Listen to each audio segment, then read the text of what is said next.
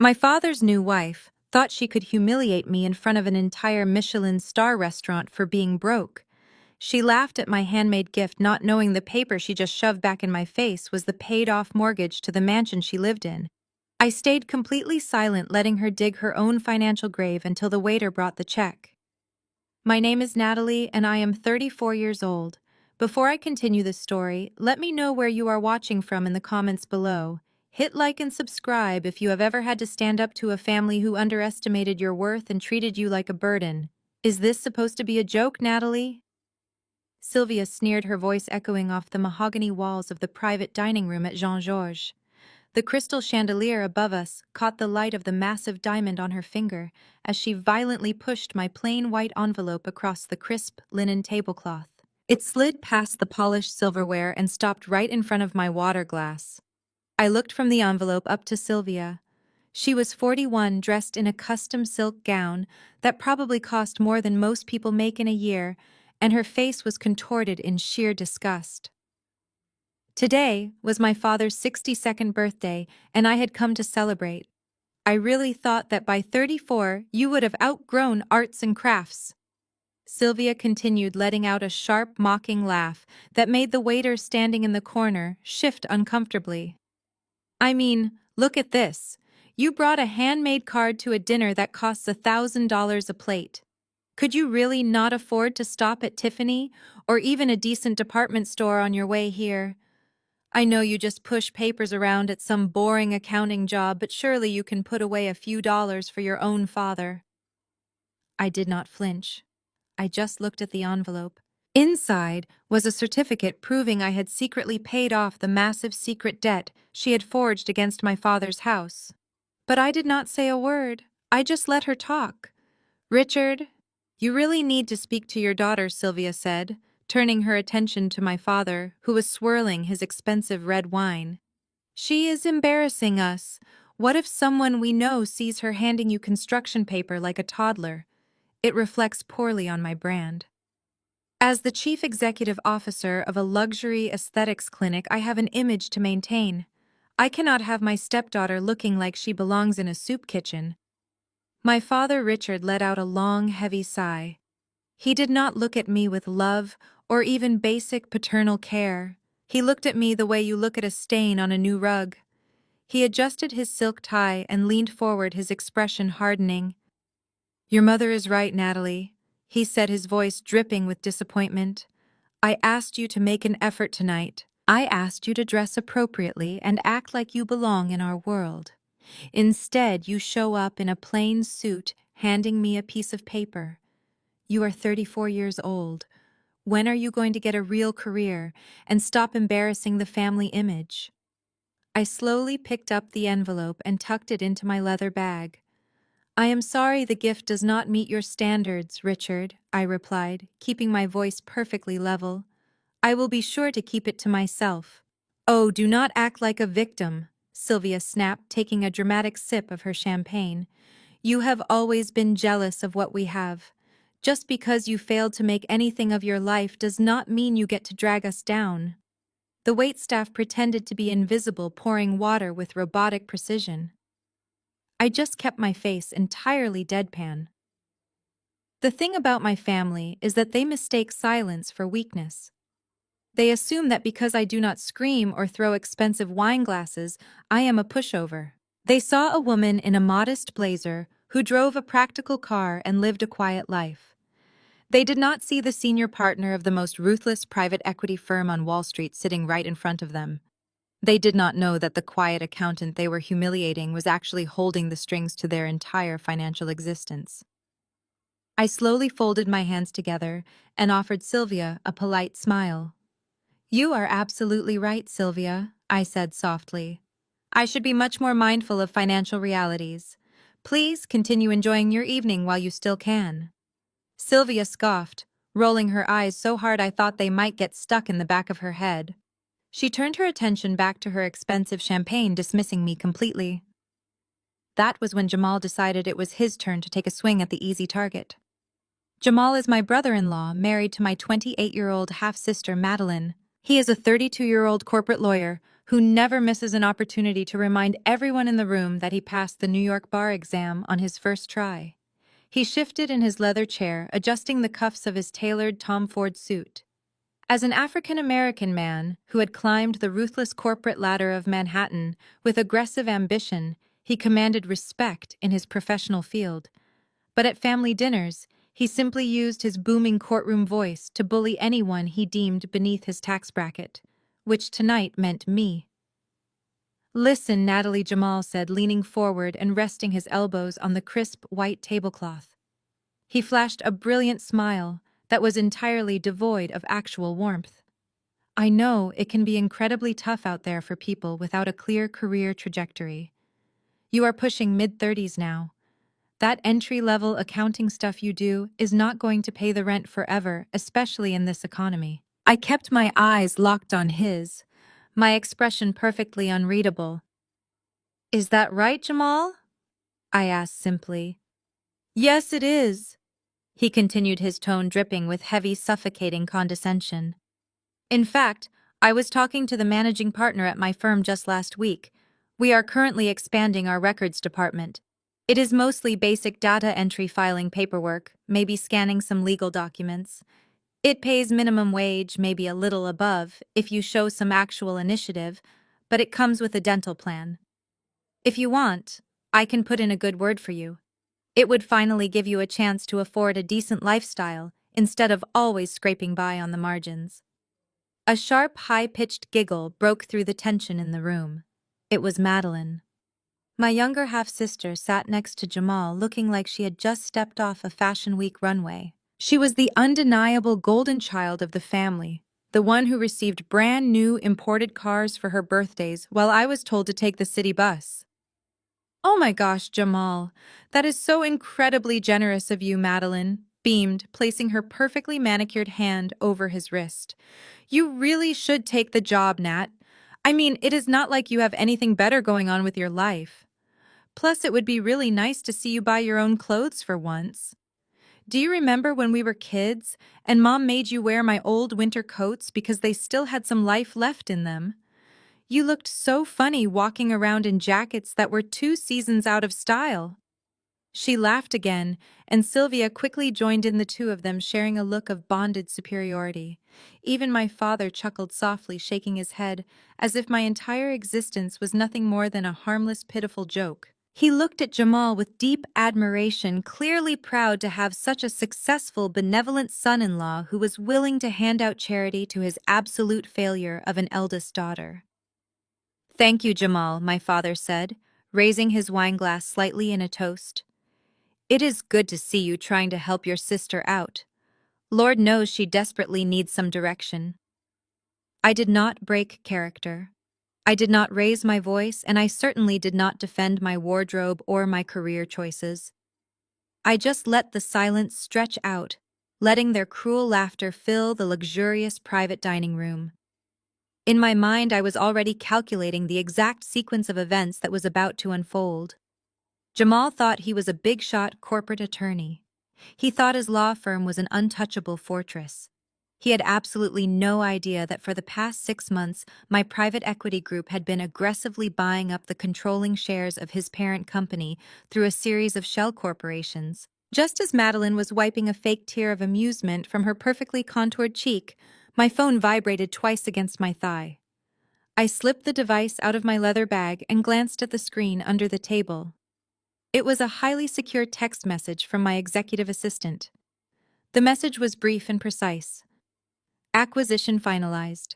The ink is completely dry. You now hold 73% of the voting shares, awaiting your command." I locked the screen and slid the phone smoothly back into my bag. A strange, serene calm washed over my entire body. It was the exact kind of calm a predator feels right before the steel trap snaps shut. They were sitting there laughing at my clothes, mocking my supposed poverty, and offering me a minimum wage job out of sheer pity.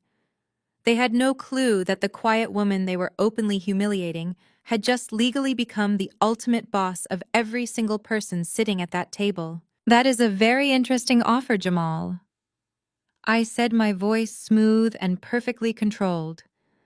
I will be sure to keep your firm in mind when I make my next career move. You might be surprised by how quickly things can shift in the corporate world. Jamal smirked, clearly missing the subtle, dangerous warning hidden in my words. Do not think about it too long, Natalie, he said, taking a slow sip of his sparkling water. Opportunities like this do not wait around for people who drag their feet. I smiled back at him, a genuine, terrifying smile that did not quite reach my eyes. You are absolutely right, I replied quietly. The silence that followed my remark was abruptly broken by the heavy oak doors of the private dining room swinging open. A distinguished sommelier dressed in a crisp black suit stepped into the room, carrying a thick leather-bound wine list. He approached the table with quiet reverence, instinctively moving toward my father as the guest of honor. But before my father could even reach for the menu, Sylvia aggressively snatched it right out of the sommelier's hands. I will take care of the wine selection for my husband's birthday, she announced loudly, casting a sideways glance at me. I sat perfectly still, my hands resting gracefully in my lap, waiting for her next move. Sylvia flipped past the first few pages, completely ignoring the sections that featured perfectly fine, reasonably priced options. She was not looking for a good wine tonight. She was looking for a weapon. Her manicured fingernail dragged down the heavy parchment paper until it stopped at the very back of the book in the exclusive reserve section. We will take the Chateau Margaux, she said, her voice dripping with artificial sweetness. The vintage from 1990. And since we are celebrating a very special milestone tonight, we will not just take one. Bring us 3 bottles. The sommelier blinked, his professional composure faltering for just a fraction of a second. He looked at Sylvia, then briefly at my father. An excellent choice, madam, he said carefully. But I must inform you that the 1990 vintage is currently priced at $5,000 per bottle. Shall I still bring 3? Without missing a beat, Sylvia smiled her most venomous smile and looked directly into my eyes. Oh, the price is not an issue at all, she said smoothly. In fact, my lovely stepdaughter Natalie will be taking care of the entire bill tonight. It is the least she can do. The sommelier bowed his head and quickly exited the room, eager to escape the suffocating tension that had just descended upon our table. I did not gasp. I did not widen my eyes in shock. I simply looked at Sylvia, who was practically vibrating with malicious delight. $15,000 in wine alone, plus the cost of a private dining room at one of the most exclusive restaurants in Manhattan. She had just casually attempted to drop a $20,000 financial anvil on my shoulders, fully believing it would crush me. This is such a wonderful gesture, Natalie. Sylvia continued, raising her voice so the waitstaff refilling the water glasses could hear every single word. As the eldest daughter, it is only right that you show your dedication to the family. You have been so absent lately, so wrapped up in your little clerical job. Paying for your father's birthday dinner is a beautiful way to prove that you still respect the hierarchy of this family. I turned my gaze to my father, waiting to see if he would intervene. I waited to see if the man who gave me half of my DNA would stop his younger wife from financially abusing his own child. Instead, Richard nodded slowly, adjusting his napkin on his lap. Your mother makes a valid point, Natalie, he said, his tone thick with paternal pressure.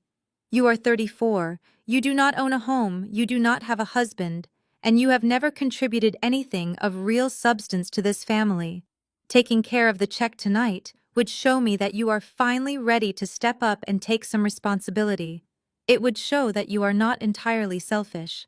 Madeline clapped her hands together, her diamond bracelets clinking loudly against each other. Oh my gosh, yes, she squealed. That is actually so sweet of you, Nat. Jamal and I were just talking about how you never bring anything to family events. This totally makes up for that embarrassing paper card you tried to give Dad earlier. Jamal leaned back in his chair, crossing his arms over his chest with a look of supreme arrogance. It is basic familial equity, Natalie, he added, using his booming courtroom voice to ensure everyone in the vicinity heard him. You consume the resources of this family by sitting at this table. It is legally and morally sound for you to offset that burden by footing the bill. Consider it a late tax for all the times your father had to bail you out financially when you were younger. Not that he ever actually bailed me out. I paid my own way through college by working 2 jobs, while Madeline got a brand new luxury SUV for getting a passing grade in high school. The sheer audacity of their demands hung heavily in the air. They were all staring at me, waiting for the inevitable breakdown. They wanted me to panic. They wanted me to stutter to admit I did not have $20,000 to my name, to beg them for help so they could lord it over me for the rest of my life. I took a slow, deliberate sip of my sparkling water. Then I placed the crystal glass softly back onto the white tablecloth. I am afraid there has been a slight misunderstanding. I said, my voice cutting through the smug silence of the room like a perfectly sharpened blade. I will not be paying for 3 bottles of $5,000 wine that I did not order. In fact, I will not be paying for anyone else at this table. I will cover the cost of my own food and my own water. The rest of this extravagant birthday celebration is entirely on you. Jamal slammed his hand flat against the table. You cannot be serious, he barked, his courtroom persona taking full control of the room. He unbuttoned his suit jacket and leaned forward, treating our dining table like a witness stand. This is exactly the kind of regressive behavior that keeps you stuck at the very bottom of the socioeconomic ladder, Natalie. He adjusted his silk tie and launched into a full legal lecture entirely unprompted. Let us talk about the social contract of the family unit. There is an implied fiduciary duty here. Your father provided for you for 18 years. He housed you. He fed you. Under the basic principles of family equity, you owe a moral and financial debt to this estate. Refusing to pay for a celebratory dinner is not just cheap, it is a breach of your fundamental obligations to the patriarch of this family. Madeline nodded enthusiastically, even though she almost certainly did not understand half the legal terminology her husband just used. Exactly, she chimed in, swirling the ice in her water glass. You are just being toxic, Nat. You always do this. You ruin the vibe because you are too bitter to just celebrate other people. I looked at Jamal, taking in his puffed-up chest and his aggressive, domineering posture. There is no legal precedent for a retroactive tax on childhood, Jamal thus replied, my voice remaining perfectly even. And if we are going to audit the family equity, I believe we would find that the ledger is heavily skewed in Madeline's favor. I am simply declining to participate in a financial transaction I did not authorize. That is not a breach of duty. That is basic financial literacy. Jamal's face flushed with anger. He hated being challenged, especially by someone he considered an intellectual and financial inferior. You are missing the big picture because you lack the vision to see beyond your meager paycheck, he snapped, pointing a manicured finger at me.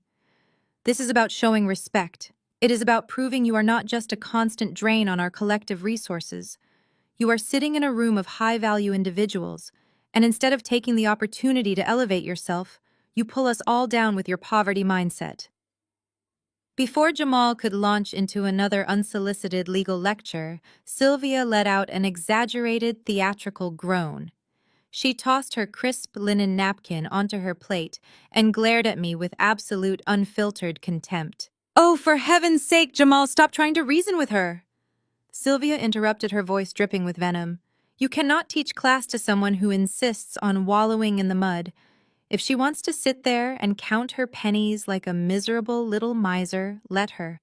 I will not have my husband's birthday ruined by her pathetic inferiority complex. Sylvia reached into her oversized designer handbag, her heavy diamond bracelets clinking loudly against each other. With a dramatic flick of her wrist, she pulled out a thick metallic platinum credit card and slapped it onto the center of the table. The heavy metal made a sharp, satisfying smack against the polished mahogany. I will pay for the dinner, Sylvia announced, looking around the room to ensure she had a captive audience. Because unlike some people at this table, I actually know how to generate real wealth. In fact, I did not want to mention this until dessert, but my company just closed a massive Series A funding round this morning. We secured $15 million in venture capital from a top-tier investment firm. I felt a slight twitch at the corner of my mouth, but I suppressed the smile instantly. $15 million.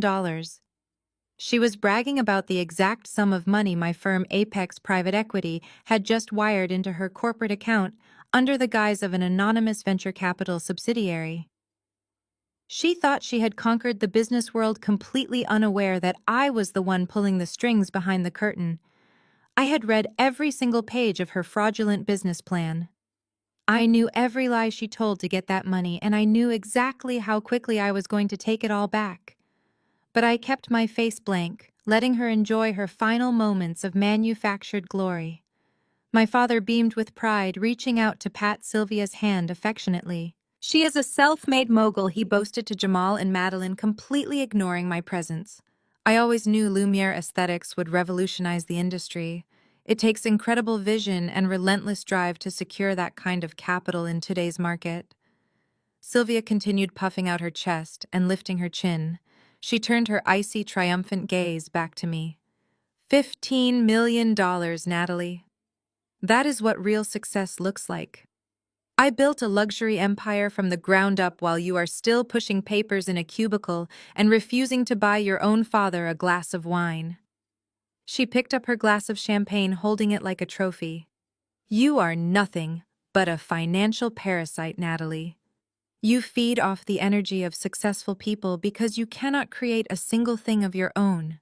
You come to these dinners, you eat the food we pay for you, sit in the beautiful rooms we rent, and you contribute absolutely nothing to the legacy of this family. You are an absolute embarrassment to the word business. She looked around the table, basking in the admiring nods of my father, my sister, and Jamal. They were all completely intoxicated by her lies, blinded by the shiny platinum card sitting on the table. They worshipped the illusion of wealth she projected. "Waiter," Sylvia called out sharply, snapping her fingers in the air toward the door. "Come here and take this card. Charge the wine, charge the dinner, and bring us the most expensive caviar you have on the menu. We are celebrating the fact that some of us actually have a future worth toasting to." I sat back in my chair, folding my hands neatly in my lap. I watched the restaurant manager walk over to the table and pick up the heavy metal card. I knew exactly what was going to happen next, and I was going to enjoy every single second of it. The wait was agonizingly slow for them, but for me, it was pure entertainment. For the next few minutes, Sylvia held court at the table, completely intoxicated by her own perceived brilliance. She talked at length about her new venture capital partners, boasting about how they practically begged her to take their money. She described the Italian marble she planned to install in the lobby of her aesthetics clinic. My father hung on to her every word, his chest puffed out with pride. Madeline and Jamal nodded along, occasionally throwing pitying glances in my direction. They were fully convinced that Sylvia had just secured her place among the elite. Sylvia even leaned across the table, swirling her champagne, and asked me if my little accounting office offered free coffee, or if we had to bring our own mugs. I just smiled, a small, knowing curve of my lips. "You would be surprised by what goes on in my office." "Sylvia," I replied softly. Before she could deliver another insult, the heavy mahogany doors of the private dining room swung open. The restaurant manager stepped inside. His posture had completely changed. Earlier, he had walked with the confident grace required at a Michelin star establishment. Now his face was pale, his shoulders were tense, and he was not holding a leather booklet with a receipt to sign. He was holding Sylvia's platinum card between his thumb and index finger, carrying it as if it were a live grenade. The conversation at the table slowly died down as everyone noticed his grim expression. The manager approached Sylvia, leaning down awkwardly to ensure his voice remained a discreet whisper. "Excuse me, madam." He began, his voice trembling slightly. "I am terribly sorry to interrupt your celebration." Sylvia waved her hand dismissively, not even looking at him. "Just put the receipt on the table," she commanded. "I will sign it after we finish the caviar." The manager did not move. He swallowed hard, looking pleadingly at my father, then back to Sylvia. "Madame, I cannot bring the receipt," he said, his voice dropping even lower. "Your card has been declined." The word hung in the air, thick and heavy. Sylvia froze her champagne glass halfway to her mouth. She slowly turned her head to look at the manager, her eyes narrowing into cold slits. "Excuse me?" She snapped, her voice no longer a whisper. "What did you just say?" "I am so sorry, madam," the manager repeated, sweating visibly under the collar of his crisp white shirt. "The machine declined the transaction. I tried it twice just to be absolutely certain." Sylvia let out a sharp, incredulous laugh. She slammed her glass down on the table, spilling champagne onto the white linen. "That is impossible," she declared loudly. "Do you have any idea who I am? I just deposited $15 million into that account this morning. Your machine is obviously broken. Go back out there and run it again." The manager took a step back, intimidated by her sudden aggression. "I assure you, madam, our systems are working perfectly." Because of the unusually high balance of the dinner, I actually took the liberty of calling the merchant services hotline to push the transaction through manually. Sylvia's face flushed a deep, angry red. "And what did they tell you?" she demanded, her voice rising to a shout. "They informed me that they could not process any transactions," the manager said, his voice shaking. "The bank representative stated that there is a hard federal freeze on all of your assets. The account is completely locked. A hard federal freeze." The words hit the table like a physical blow. Richard gasped, his face draining of color. Madeline clamped her hand over her mouth. Jamal sat up perfectly straight, his lawyer instincts instantly kicking in. Sylvia erupted. She pushed her chair back violently, the wood scraping loudly against the marble floor. She stood up, towering over the terrified manager. "Are you calling me a criminal?" she screamed, completely abandoning any pretense of high society elegance. "You incompetent fool. My accounts are not frozen. I am the chief executive officer of a multi-million-dollar company. This is a banking error, and I am going to have you fired." The commotion was so loud that the heavy doors cracked open. Patrons in the main dining room turned their heads to stare at the wealthy woman losing her mind. My father frantically reached out, grabbing her wrist. "Sylvia, please keep your voice down," Richard hissed, his face burning with humiliation. "We are making a scene." "I do not care," Sylvia shrieked. "I want to speak to the owner right now." The manager maintained his professional composure. "Madam, the owner cannot override a federal bank freeze. You will need to contact your financial institution. But the balance for this dinner still needs to be settled." I remained seated perfectly still. I did not say a word. I just watched the magnificent collapse of her carefully constructed illusion. The first domino had officially fallen. The manager stood his ground, his face pale, but his posture rigid. He placed Sylvia's useless metal card softly on the edge of the table, as if it were contaminated. The finality of his gesture sent a wave of raw panic rippling through the room. Sylvia stared at the card, her mouth opening and closing like a fish out of water, the sheer shock finally short-circuiting her rage. She had spent the last hour bragging about her multi-million-dollar empire, and now she could not even buy a glass of tap water. My father pressed the heels of his hands against his eyes.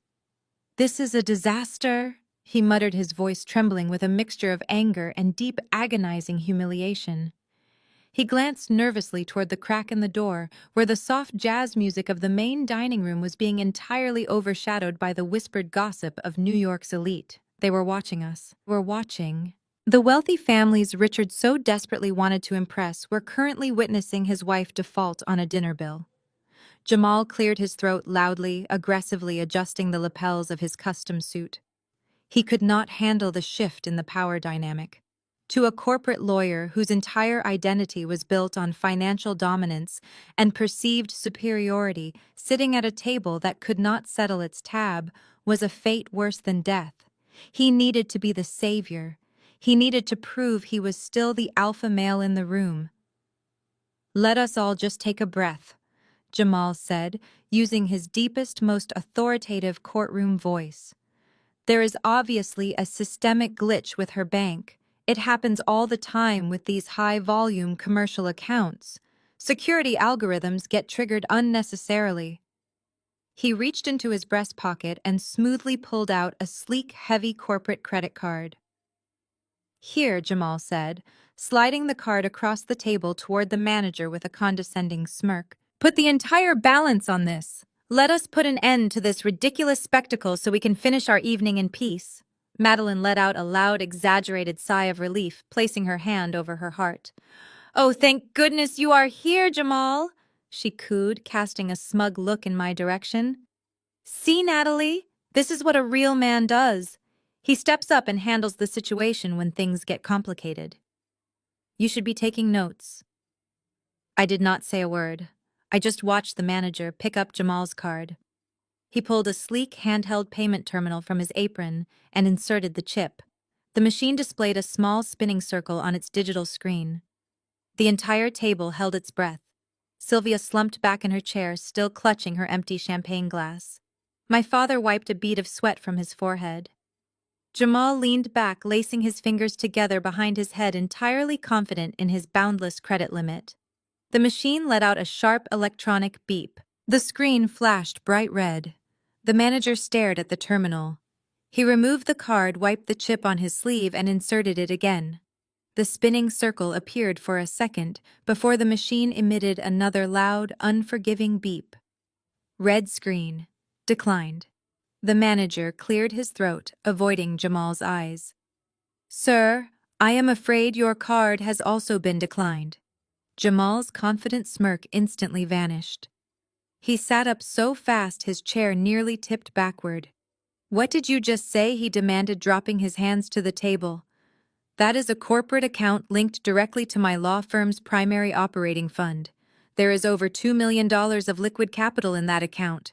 Run it again right now." "I have run it twice, sir," the manager replied, his voice tight with anxiety. "The terminal is reading the exact same error code as the previous card.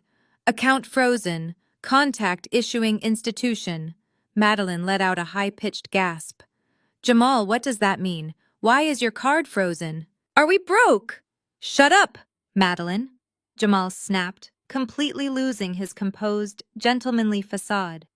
He grabbed his phone and furiously started tapping the screen, his thumbs moving at lightning speed as he tried to log into his banking app. "This is absurd. Someone must have compromised the firm's firewall. I am going to sue this bank into the Stone Age." The panic in the room was palpable. It had a distinct scent, sour and metallic, entirely overpowering the aroma of the expensive food sitting untouched on our plates. Sylvia was hyperventilating furiously, typing messages to her invisible venture capital partners, who would never reply. Madeline was tugging at her diamond necklace, looking frantically between her husband and her mother-in-law. My father looked physically ill. The patriarch of the family, the man who had mocked my handmade gift just an hour ago, was now trapped in a luxury cage with a $20,000 bill and a family full of fraudulent bank accounts. The whispers from the hallway grew louder. He slowly turned his head and looked at me, a desperate unspoken plea forming in his eyes. I took a bite of my perfectly seared sea bass, chewed slowly and swallowed. I blotted my lips with my linen napkin, taking my absolute time. The chaos was swirling around me like a hurricane, but I was sitting comfortably in the eye of the storm. The manager was practically vibrating with anxiety, trapped between my father's furious whispering and Sylvia's frantic typing. Jamal was demanding the manager call the fraud department immediately, insisting that his law firm's server must have been hacked by a foreign entity. Madeline was on the verge of tears, mourning the sudden death of her perceived social status as she stared blankly at her husband's rejected piece of plastic. The heavy mahogany doors remained slightly ajar, and the whispers from the hallway were growing bolder. The elite circles of Manhattan were watching the magnificent implosion of my family's fabricated empire. I calmly pushed my chair back just a few inches. The soft scraping sound cut through the frantic bickering. I reached down into my modest leather bag. It was the exact same bag Sylvia had called a tragic thrift store find earlier that evening. I bypassed my standard personal debit card and slipped 2 fingers into the hidden zipper compartment. I felt the cold, heavy titanium of my corporate account. I pulled out the sleek, unbranded black metal card, the American Express Centurion. The black card. It is not something you can just apply for online or ask your local bank teller to issue. It is an invitation-only asset reserved strictly for individuals with staggering net worths and massive corporate spending power. It does not have a preset spending limit. It commands absolute respect anywhere in the world. And right now, it was sitting casually between my index and middle finger. "Excuse me," I said, my voice cutting cleanly through the chaotic noise of the room. The manager turned to me looking like a drowning man who had just been thrown a life preserver. I extended my hand across the white tablecloth, offering him the heavy titanium card. "Please run this," I instructed smoothly, my voice completely devoid of arrogance but carrying undeniable authority, and put the entire balance of the evening under the primary account for Apex Private Equity. The manager blinked, staring at the black card in my hand as if it were a physical impossibility. He had spent the last hour watching my family treat me like a destitute servant. He carefully took the card from me, his fingers grazing the cold metal, instantly recognizing its weight and authenticity. "Right away, madam," he said, his posture instantly straightening from a defensive slouch into a position of absolute deference. He turned his back to the table, hands trembling slightly as he inserted the chip into his handheld terminal. The entire room went dead silent. The frantic tapping on Sylvia's phone screen stopped abruptly. My father stopped breathing, his eyes locked on the black card disappearing into the machine. Madeline stared blankly, her brain struggling to process how the sister she had just mocked for wearing hand-me-downs was suddenly holding the most exclusive financial instrument on the planet. But it was Jamal, whose reaction was the most satisfying. Jamal froze completely. As a high-powered corporate lawyer operating in the cutthroat environment of Manhattan, his entire career revolved around knowing the major players on Wall Street. He studied the market. He knew the apex predators of the financial world, and he most definitely knew Apex Private Equity. They were a ruthless multi-billion-dollar firm known for aggressive corporate takeovers, hostile buyouts, and absolute market dominance. They were the kind of firm that could swallow his entire law practice whole without blinking. "Wait." Jamal stammered, his booming courtroom confidence entirely evaporating into thin air. His eyes darted wildly from the payment terminal back to my face, his jaw practically hitting the floor. "What did you just say? Did you just say Apex Private Equity?" Before I could even acknowledge his question, the payment terminal let out a soft, pleasant chime. The screen flashed a brilliant, unforgiving green. Approved. The manager let out a long, audible breath of relief. The machine quickly printed out the lengthy receipt. The manager carefully tore the paper, placed it inside a sleek leather folio, along with my black card, and stepped back up to the table. He completely bypassed my father. He ignored Jamal. He walked straight over to me and set the folio respectfully next to my water glass. "Thank you, madam," the manager said, bowing his head slightly in a show of deep respect. "Your authorization was completely successful. I will leave you and your family to enjoy the rest of your evening in peace." He turned and quickly exited the room, pulling the heavy mahogany doors tightly shut behind him. The click of the door latch sounded like a gavel dropping in an empty courtroom. He left behind a silence so thick and suffocating you could have cut it with a steak knife. The $20,000 dinner had been paid in full. The crisis with the restaurant was over. But the true nightmare for my family was only just beginning. The heavy silence in the room lasted for exactly 10 seconds before Sylvia violently shattered it. She slammed her hands down on the table, her knuckles turning white, and glared at me with a mixture of terror and unhinged rage. "Are you insane?" Sylvia shrieked, her voice cracking under the pressure of the moment. "What did you just do? You stole a corporate credit card. You actually stole a black card from whatever pathetic little firm you work for and brought it here to show off. Do you have any idea how much trouble you are in right now?" My father looked like he was about to pass out. He gripped the edge of the mahogany table, his knuckles pale.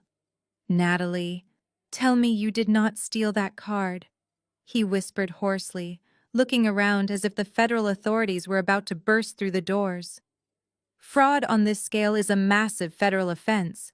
They will lock you away for decades. You have ruined everything. I am calling the police, Sylvia announced, scrambling to grab her phone from her designer purse. I will not be an accessory to grand larceny. I knew you were a complete failure, Natalie, but I did not think you were a common criminal willing to drag this family into a federal investigation. While Sylvia and my father panicked, Jamal was entirely motionless. His arrogant courtroom demeanor was completely gone, replaced by a look of profound, sickening realization. As a corporate lawyer, his brain was rapidly processing the impossibilities of the situation. He knew the strict security protocols of the Wall Street elite. He knew that an American Express Centurion card issued to Apex Private Equity could not simply be swiped off a manager's desk by a low-level clerk. Those cards were heavily encrypted, aggressively monitored, and strictly reserved for the absolute top tier of the executive board.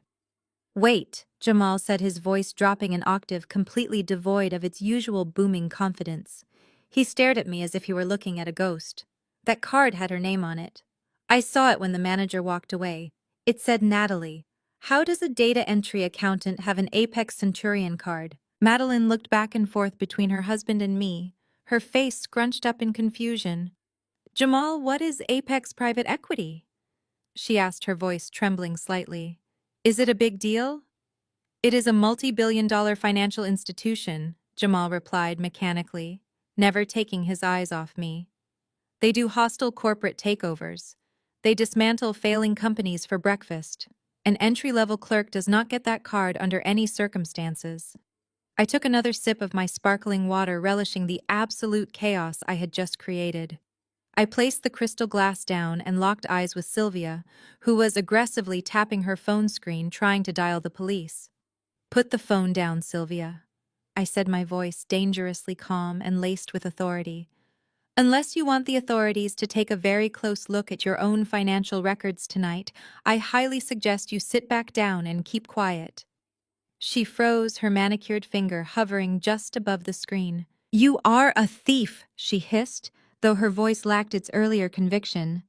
I leaned forward, resting my forearms on the table, closing the distance between us. The time for hiding was officially over. I do not steal from the company I founded, Sylvia. I stated clearly, every single word landing like a physical blow against her fragile ego. The room stopped breathing entirely. Sylvia stared at me, her mouth slightly open, the gears in her head grinding to a violent halt. What are you talking about? She whispered. I am not a low-level accountant. I continued, my voice steady and commanding the entire room. I do not push papers in a cubicle, and I certainly do not need a minimum-wage data entry job at Jamal's second-rate law firm. For the past 6 years, I have been the senior partner and lead forensic auditor of Apex Private Equity. I personally own 51% of the voting shares. The card I just handed the manager is tied to my primary operating account, which currently holds more liquid capital than this entire restaurant generates in a decade. Richard sank back into his chair, the color completely draining from his face. He had spent his entire life obsessing over wealth and status, ignoring his eldest daughter because he thought she was a financial failure. Now sitting directly across from him was an absolute Wall Street titan. You, my father stammered, his hands shaking uncontrollably. You are a senior partner at a billion-dollar firm. Why did you never tell us this? Because I replied coldly, leaning back in my chair. I wanted to see exactly how you would treat me when you thought I had nothing, and you all performed exactly as I expected. Sylvia shook her head frantically, refusing to accept the reality that her entire worldview was crumbling around her. No, this is a lie, she sputtered, her voice rising in panic. You are making this up to cover your tracks. You are trying to scare us. Am I? I asked softly, a sharp, predatory smile forming on my face. Let us talk about who is really covering their tracks. Sylvia let out a forced, high-pitched laugh. It was a brittle sound completely devoid of any real humor. She looked around the table desperately seeking an ally, hoping someone would join in her delusion. Covering my tracks, she scoffed. You are completely delusional, Natalie. Do you actually expect anyone here to believe this ridiculous fantasy? She crossed her arms tightly over her silk gown, trying to rebuild the shattered armor of her high society persona. You think you can just wave a piece of metal around and pretend you are some Wall Street mastermind? You probably stole that card from your boss. And now you are making up these insane stories to justify your pathetic, jealous little life. My business is worth millions. I have real investors. You have nothing but a cheap suit and a bitter attitude. I did not raise my voice. I did not need to. True power never has to shout to be heard. I rested my elbows gently on the polished mahogany table, interlaced my fingers and leaned forward. I closed the physical space between us, forcing her to look directly into my cold eyes. Those real investors you are so incredibly proud of, Sylvia. I began, my voice smooth and lethal. The prestigious venture capital firm that just wired $15 million into your corporate accounts this morning. That was me. Sylvia blinked. Her forced, arrogant smile froze on her face, slowly turning into a grimace of pure confusion. She opened her mouth to speak, but her vocal cords refused to cooperate. And by the way, I continued savoring the absolute destruction of her reality. The person who ordered the federal freeze on all of your bank accounts 10 minutes ago. That was also me. The words landed like a physical bomb in the dead center of the dining table. The color completely drained from Sylvia's perfectly contoured face, leaving her looking hollow and terrified. Her hands began to tremble violently. She looked down at her empty hands, then back at me, the terrifying truth finally penetrating her thick skull.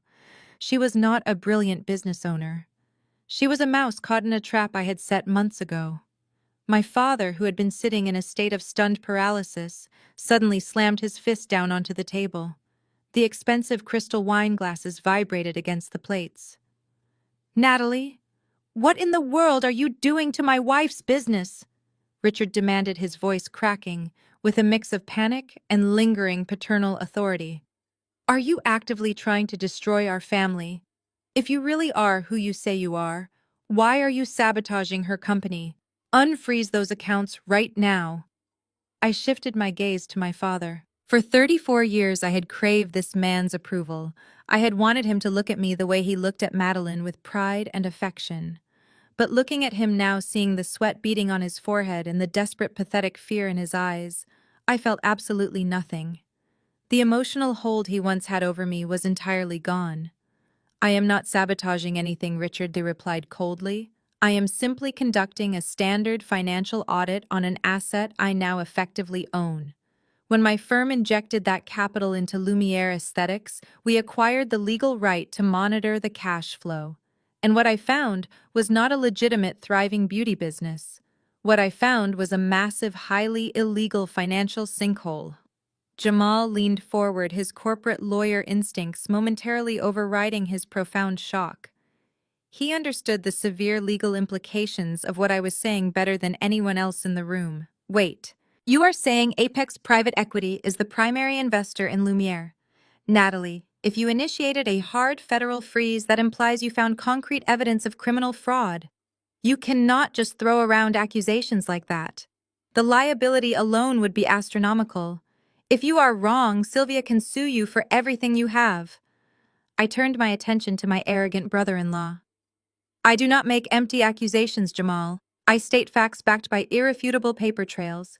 Sylvia has been running a pathetic shell game, and unfortunately for her, she decided to play that game using my money. Sylvia shook her head wildly, her perfectly styled hair falling out of place. Do not listen to her, Richard, she shrieked, her voice echoing off the walls. She is lying.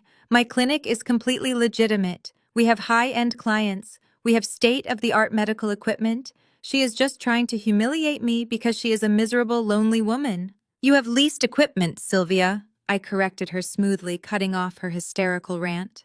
You have fake vendor invoices offshore, holding accounts in the Cayman Islands, and a severe deficit in actual revenue. You spent the entire morning celebrating a venture capital injection, completely unaware that the money was just bait. It was a trap designed to map out exactly where you have been hiding the stolen funds. Sylvia stared at me, her mouth opening and closing soundlessly. The revelation that her entire fraudulent empire had been mapped out and cornered by the very stepdaughter she had just mocked, completely short-circuited her brain. My father slumped further into his chair, rubbing his temples as if trying to wake up from a horrific nightmare. But Jamal was not ready to surrender. He was a high-powered corporate attorney. His entire identity was forged in the fires of courtroom battles and aggressive legal intimidation. He could not stand the fact that a woman he had just offered a minimum-wage data entry job was currently commanding the room and dismantling his mother-in-law with surgical precision. Jamal stood up abruptly, his chair screeching against the marble floor. He buttoned the center button of his custom Tom Ford jacket, a physical gesture meant to signal that playtime was over and the real authority had arrived. He leaned his heavy frame over the mahogany table, glaring down at me with absolute fury. "You think you are playing a smart game, Natalie?" Jamal boomed, his voice vibrating with aggressive legal authority. "But you just admitted to federal crimes in a room full of witnesses. If you actually initiated a freeze on her assets using a shell corporation as bait, you have crossed a massive legal line. I am talking about tortious interference with business contracts, corporate espionage, and malicious financial entrapment." I did not shrink back. I kept my eyes locked on his, my expression perfectly serene. "Please, Jamal," I said softly. "Do go on. I love it when you try to sound intimidating." "Do not patronize me," he snapped, pointing a long, rigid finger directly at my face. "I practice corporate litigation at one of the top firms in Manhattan. I know the federal statutes inside and out. Under Title 18 of the United States Code. What you just described is wire fraud and unauthorized financial manipulation. I will personally file an injunction by tomorrow morning to release those funds. And then I am going to draft a civil suit for damages that will bankrupt you and whatever rogue firm lets you run this illegal operation." Madeline sat up straighter, empowered by her husband's sudden aggressive display. "You tell her, Jamal," she chimed in, her voice shrill and vindictive. "You cannot just come in here and bully our family, Natalie. Jamal is going to destroy you in court. You are going to prison for this." Jamal did not even look at his wife. His eyes were burning holes into me. "I'm going to have the Federal Trade Commission breathing down your neck before the weekend." He continued, his tone thick with self-righteous anger. "I will drag you through years of brutal litigation. I will have your professional licenses completely revoked. You are going to lose everything you own, and when I am done with you, you will be begging me for that entry-level job just to pay off your legal debts. You messed with the wrong family, Natalie, and you definitely messed with the wrong lawyer." He stood there breathing heavily, looking incredibly proud of his impromptu legal monologue. My father looked up at him with a glimmer of desperate hope, praying that his brilliant son-in-law could somehow legally bully me into backing down. Sylvia had stopped crying and was now glaring at me, waiting for me to break down and apologize. I let a few seconds of silence pass. I wanted the echo of his threats to completely settle into the walls of the room. Then, very slowly, I allowed a genuine razor-sharp smile to spread across my face. "That was a very impressive closing argument, Jamal," I said, reaching back into my leather bag. "You have a wonderful speaking voice, very commanding. It is a shame your actual legal comprehension does not match your volume." I pulled my phone out and unlocked the screen. Jamal narrowed his eyes, clearly frustrated that his aggressive intimidation tactics had absolutely no effect on my heart rate. "What are you doing?" he demanded tightly. "Are you calling your lawyers?" "Because they cannot save you from what I'm about to do." "I am not calling anyone," I replied, tapping the screen a few times with quiet precision. "But a good lawyer should always review the discovery files before making threats they cannot back up. You left your iPad sitting on the table, Jamal. I highly suggest you open it. Jamal frowned, glancing down at the sleek silver tablet resting next to his water glass. A soft ping echoed through the quiet room. A notification popped up on his screen. "I just sent an airdrop to your device," I explained smoothly, sliding my phone back into my bag. "It is a highly confidential PDF document. Since you are so eager to discuss corporate law and business contracts, I figured you might want to read the latest acquisition file my team finalized just a few hours ago." Jamal hesitated. His legal instincts were screaming at him not to open an unsolicited file, but his massive ego and morbid curiosity overrode his caution. He picked up the tablet, his large hands gripping the edges tightly. The glare of the screen illuminated his face as he tapped the notification to accept the file transfer. Madeline leaned over, trying to peek at the screen, but Jamal angled it away from her. "What is it, Jamal?" she asked nervously. "Is it fake? Tell us it is fake." I leaned comfortably back in my chair, watching the exact moment the color began to drain from his face. "Go ahead, counselor," I prompted softly. "Read the title of the document out loud for the rest of the table. Let us see how much leverage you really have." Jamal swallowed hard, his Adam's apple bobbing against his tight collar. He stared at the glowing screen of his tablet, his eyes darting frantically back and forth across the bold black text at the top of the document. I watched the arrogant fire in his eyes extinguish in real time, replaced by a cold, hollow dread. The silence in the private dining room was deafening. The only sound was the faint hum of the air conditioning vent above us. "Read it, Jamal," I commanded, my voice dropping to a whisper that commanded more authority than his loudest courtroom shout. "Read it so everyone can hear exactly who is going out of business tonight." He opened his mouth, but his voice completely failed him. He let out a dry, raspy breath. "I cannot," he whispered, shaking his head. "This cannot be real. The senior partners would never authorize this kind of sale. They would never surrender controlling interest without a board vote." "Oh, they voted," I assured him cheerfully. "We offered them a buyout they simply could not refuse. Cash up front, fully liquid, with complete immunity from the impending audits." They took the money and ran Jamal. Now read the title. His hands were shaking so violently that the silver tablet vibrated. He cleared his throat, but his voice was completely stripped of its former bravado. It sounded thin, fragile, and utterly defeated.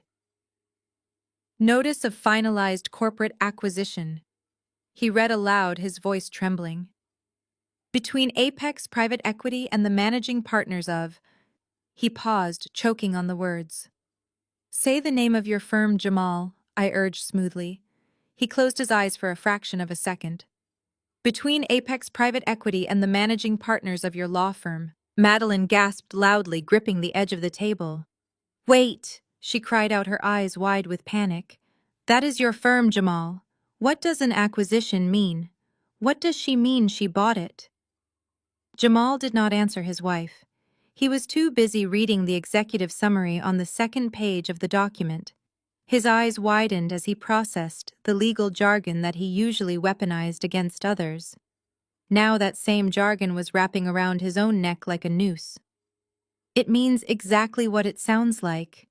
"Madeline," I answered for her, keeping my eyes locked on Jamal's crumbling facade.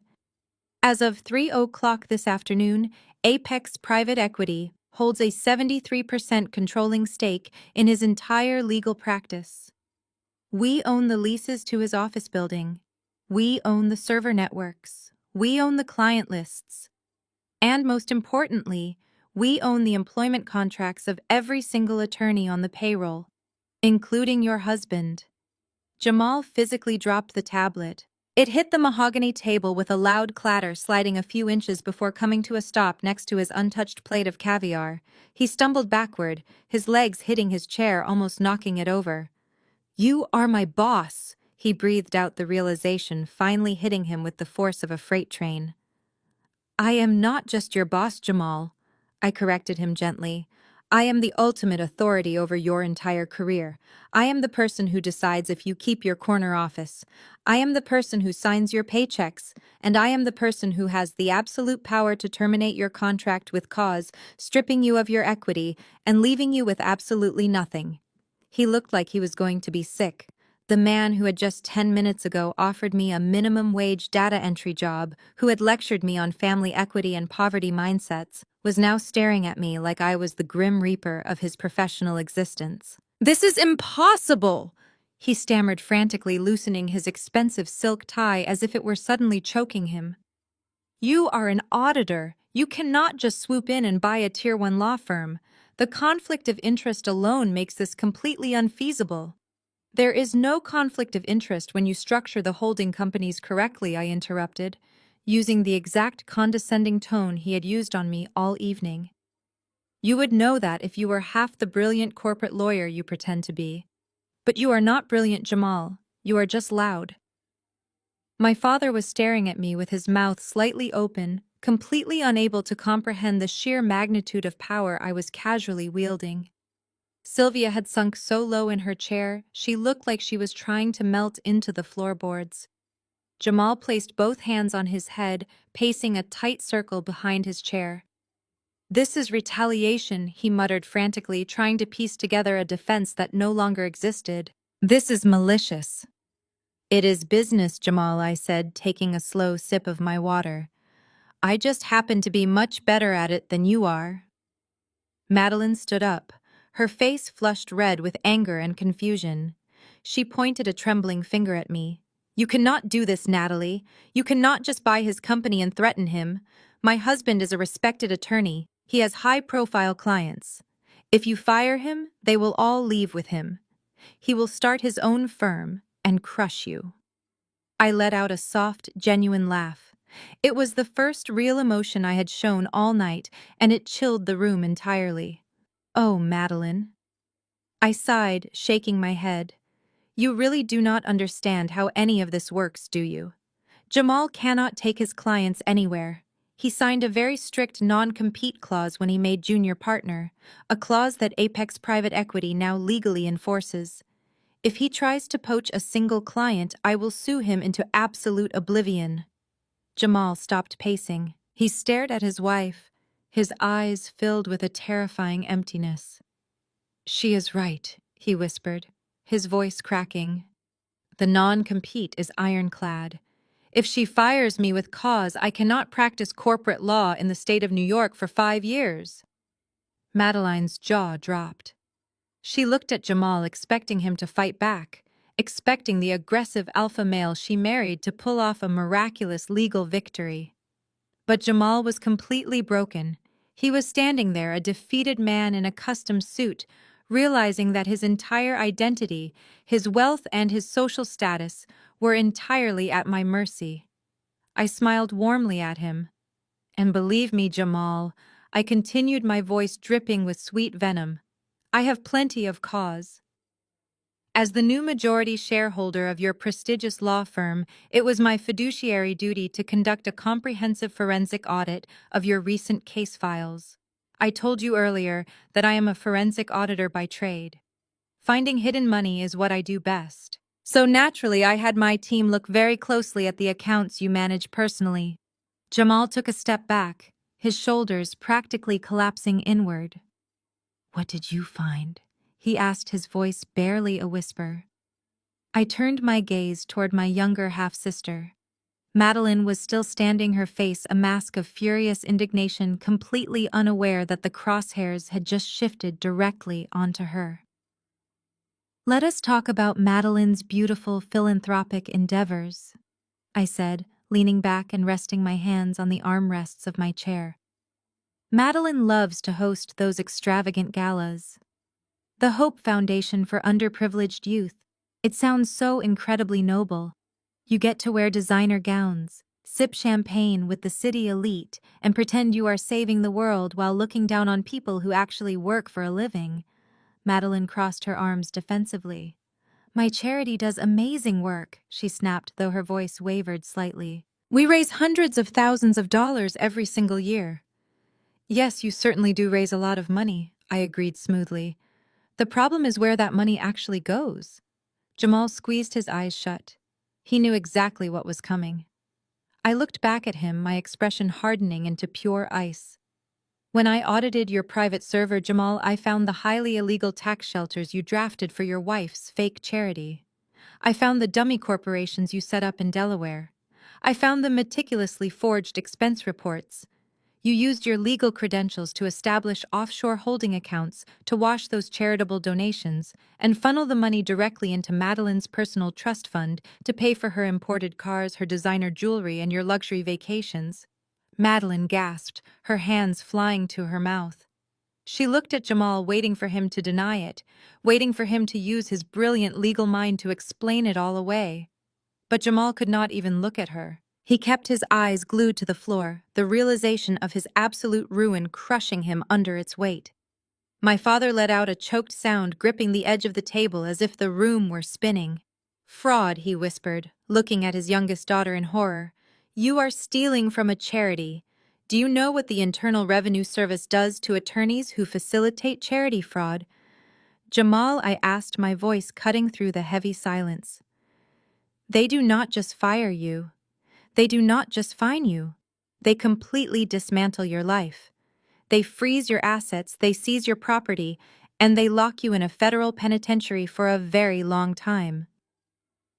And since your wife is listed as the primary beneficiary of that trust, she will be sitting right in the cell next to yours." Madeline let out a loud sob, her knees buckling slightly. Jamal reached out to steady her, his hands trembling violently. The arrogant alpha male who had dominated every family gathering for the last 5 years was entirely gone. "Please, Natalie." Jamal begged, his booming courtroom voice entirely replaced by the pathetic whimper of a broken man. "Please do not turn those files over to the authorities. I will resign. I will walk away from the firm tomorrow. Just let us fix it. I will pay the money back. Do not send us to prison." I watched him beg. This was the man who had spent the last decade mocking my career, belittling my intelligence, and treating me like a peasant who should be grateful for the crumbs falling off his table. Just an hour ago, he had offered me a minimum wage job out of sheer spite. Now, he was pleading for his freedom. I took a slow, deliberate breath. "I am not going to hand those files over to the federal authorities tonight," I said softly. Jamal let out a ragged gasp of relief, his shoulders slumping. "Thank you," he breathed out. "I am not finished." I snapped, my voice cracking like a whip. "I will keep those files locked in my secure server. But hear me clearly, Jamal. I own you. I own your career. I own your reputation. And I hold the keys to your freedom. If you ever speak to me disrespectfully again, if you ever look at me with that arrogant, condescending smirk, if you ever so much as breathe in my direction without my express permission, I will have you disbarred by Monday morning." I leaned forward, making sure he felt the full weight of my promise. "I will send the unredacted files directly to the Ethics Board and the Federal Bureau of Investigation. You will lose your license, you will lose your wealth, and you will lose your freedom. Do you understand me?" Jamal swallowed hard, tears of pure humiliation brimming in his eyes. "Yes," he whispered, his head bowed in complete submission. "I understand perfectly. I understand perfectly." Jamal whispered, his head bowed in complete submission. He stood up slowly, his movements stiff and entirely mechanical. The aggressive, domineering posture he had carried into the restaurant was completely gone.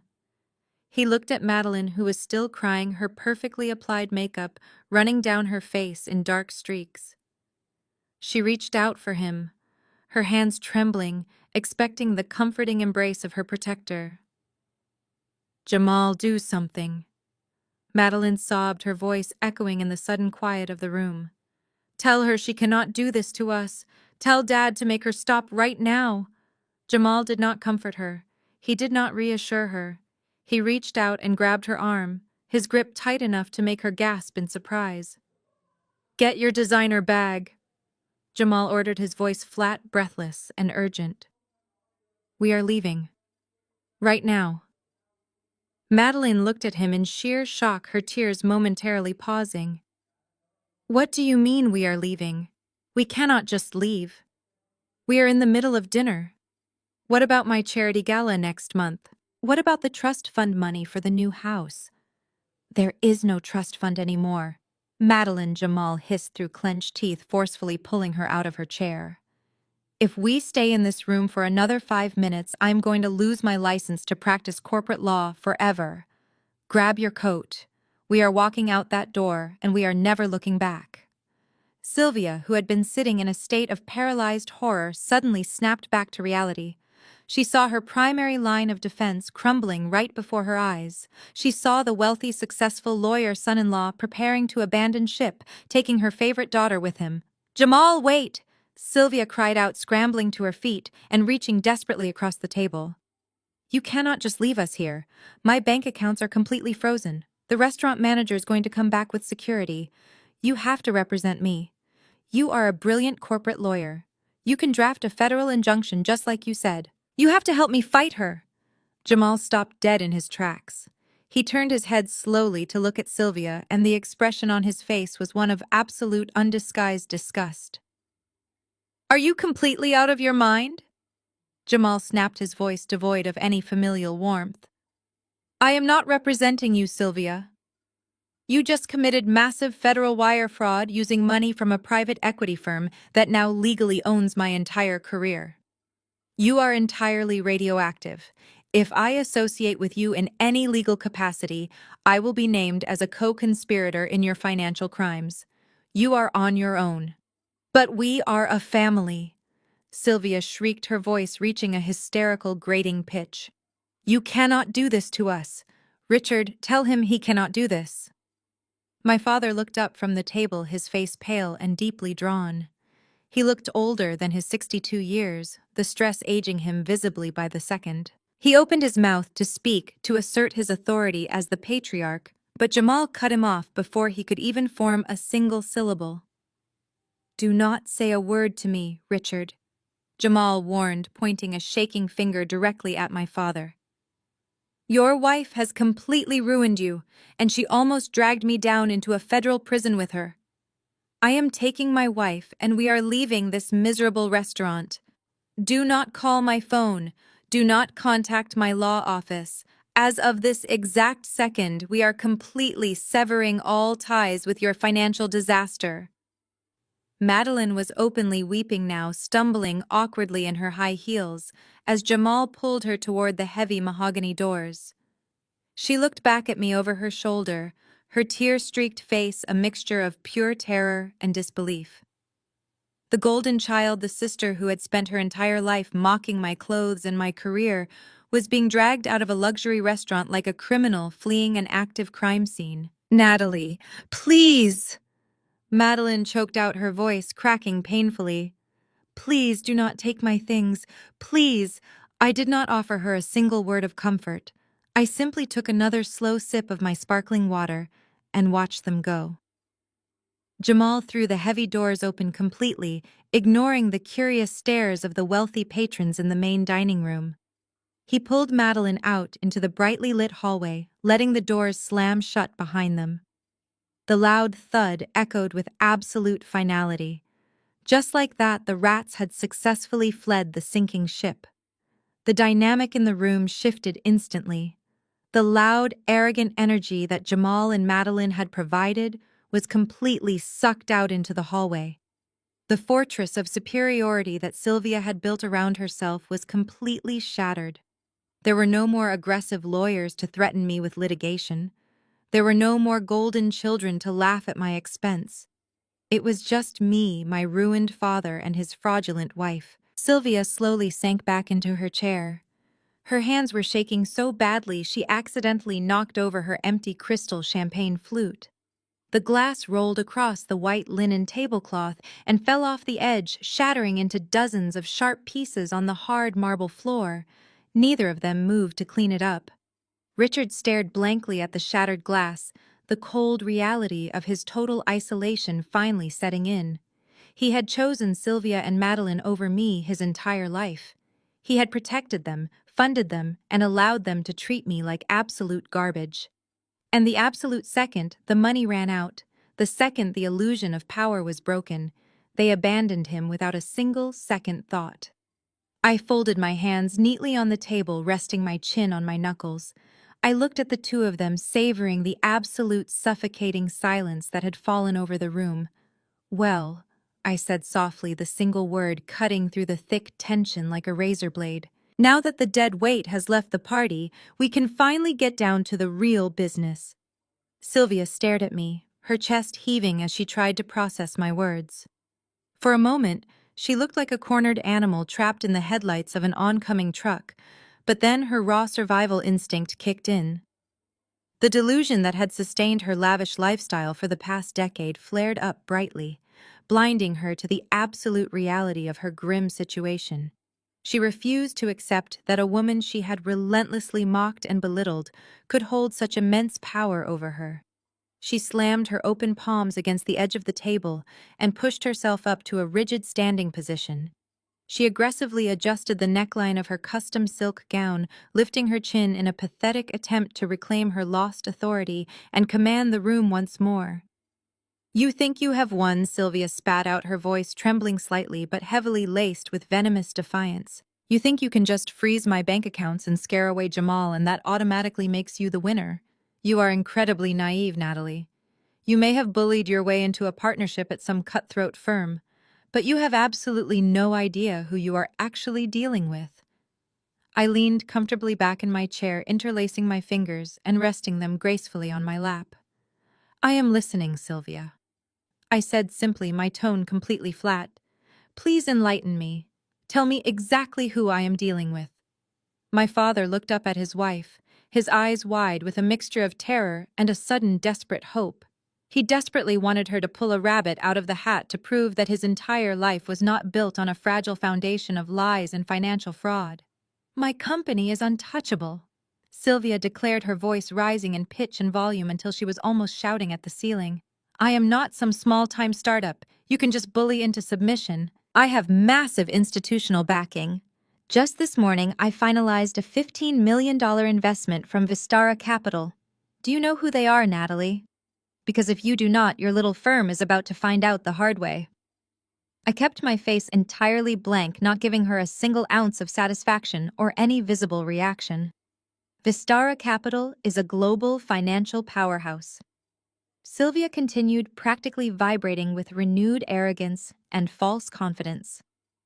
"They are a massive venture capital conglomerate, and they believe in my vision. They believe in the future of Lumiere aesthetics. And more importantly, they ruthlessly protect their investments.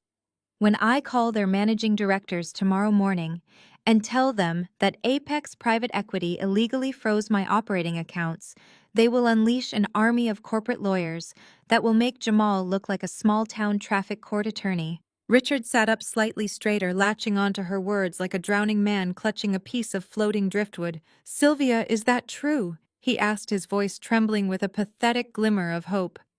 "Vistara Capital really has their own legal team. They can fight this. They can force the bank to lift the freeze." "Of course they can, Richard," Sylvia snapped, not even looking at him, her eyes burning with pure, unadulterated hatred as she glared directly at me. "They are contractually obligated to protect the financial assets of my company. I signed a heavily negotiated ironclad investment agreement with them. Vistara has a massive vested interest in my success, and they will absolutely destroy anyone who tries to sabotage my operations." She leaned heavily across the mahogany table, pointing a sharp, manicured finger directly at my face. "You made a fatal mistake tonight, Natalie. You let your petty jealousy override your basic business sense. You targeted the wrong company. Vistara Capital will sue you personally for tortious interference. They will sue Apex Private Equity for malicious corporate sabotage. They will drag you through federal court. They will strip you of your senior partnership, and they will leave you entirely bankrupt. By the time their aggressive lawyers are done with you, you will be begging me for a minimum wage job sweeping the floors of my luxury clinic." I watched her chest rise and fall as she delivered her grand, triumphant speech.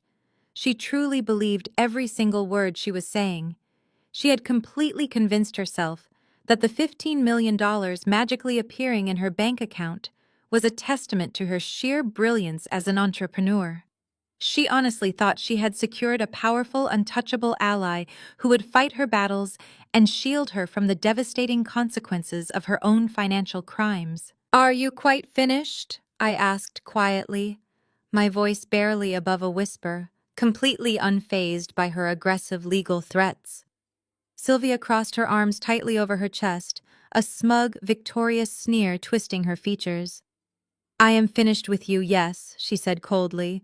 "I suggest you call your bank and lift that freeze right now before I make a phone call that ends your entire career." My father let out a long breath, finally relaxing his grip on the edge of the table. "Thank God," he muttered under his breath, wiping his sweaty palms on his expensive trousers. "Natalie, listen to her. You are completely out of your depth here. Just undo whatever you did, and we can pretend this entire night never happened." I slowly uncrossed my legs and sat forward, resting my forearms on the perfectly white tablecloth. I looked at the two of them, a man blinded by his own vanity, and a woman intoxicated by her own delusion.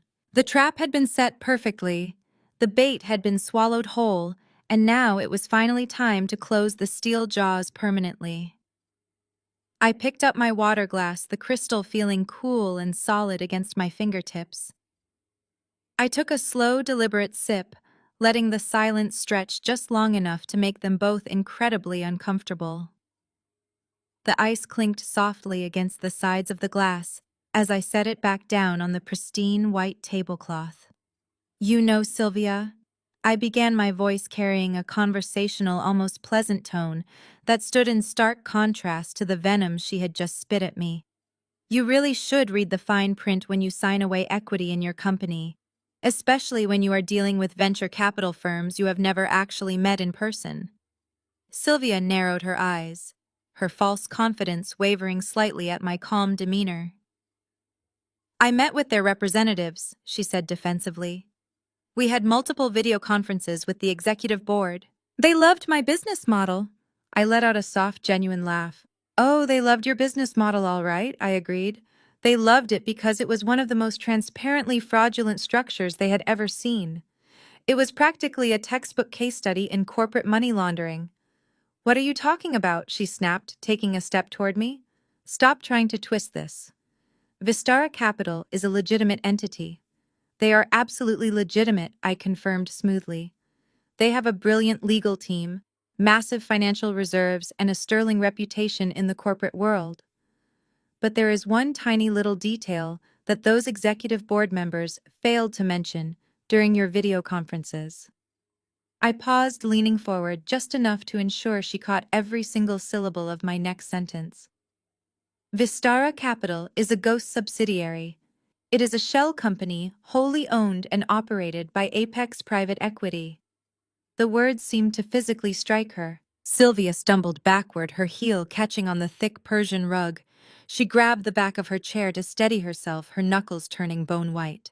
Her mouth opened, but no sound came out.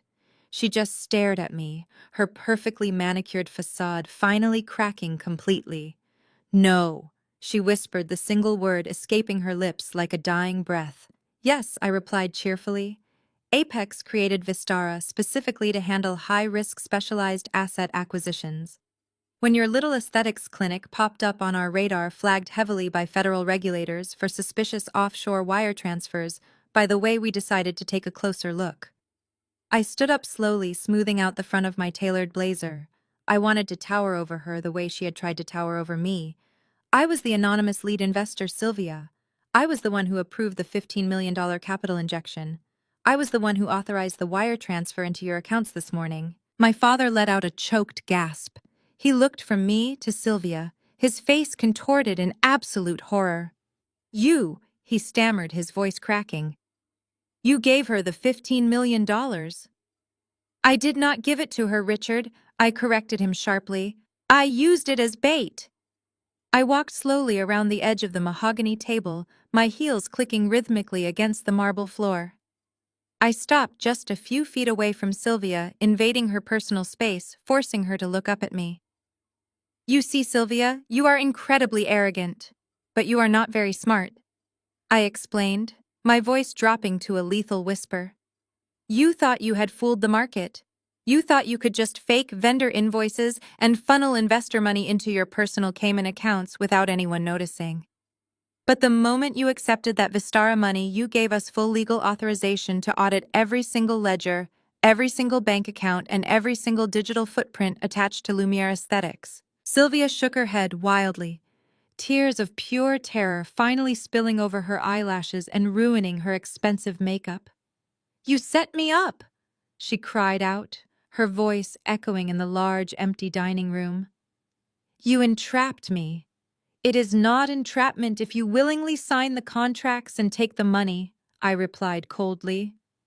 We gave you the rope, Sylvia. You are the one who decided to tie the noose and kick the chair out from under yourself. I walked over to the large smart television mounted on the wall of the private dining room typically used by corporate clients for dinner presentations. I pulled my phone from my pocket and tapped the screen a few times. You wanted to talk about my pathetic little accounting job, I said, not looking back at her as the television screen flickered to life. You wanted to call me a financial parasite. Well, let me show you exactly what the lead forensic auditor at Apex Private Equity does for a living. The massive screen illuminated the dark room with a bright, harsh white light. A highly complex, terrifyingly detailed financial flowchart appeared, mapping out the entire fraudulent structure of her life. The bright light from the smart screen illuminated the private dining room, casting harsh shadows against the walls. On the screen was a web of red and black lines connecting corporate entities, offshore bank accounts, and redacted tax IDs. At the very center of the web sat Lumiere Aesthetics. It looked less like a business plan and more like a map of a criminal syndicate. I turned to my father. He was staring at the screen, his mouth open, tracking the red lines that spiderwebbed across the display. I want you to look very closely at this. Richard, I said, my voice projecting clearly across the room. You have spent the last 5 years telling anyone who would listen that your wife is a self-made mogul. You allowed her to mock my career because she owned a clinic with a fancy lobby.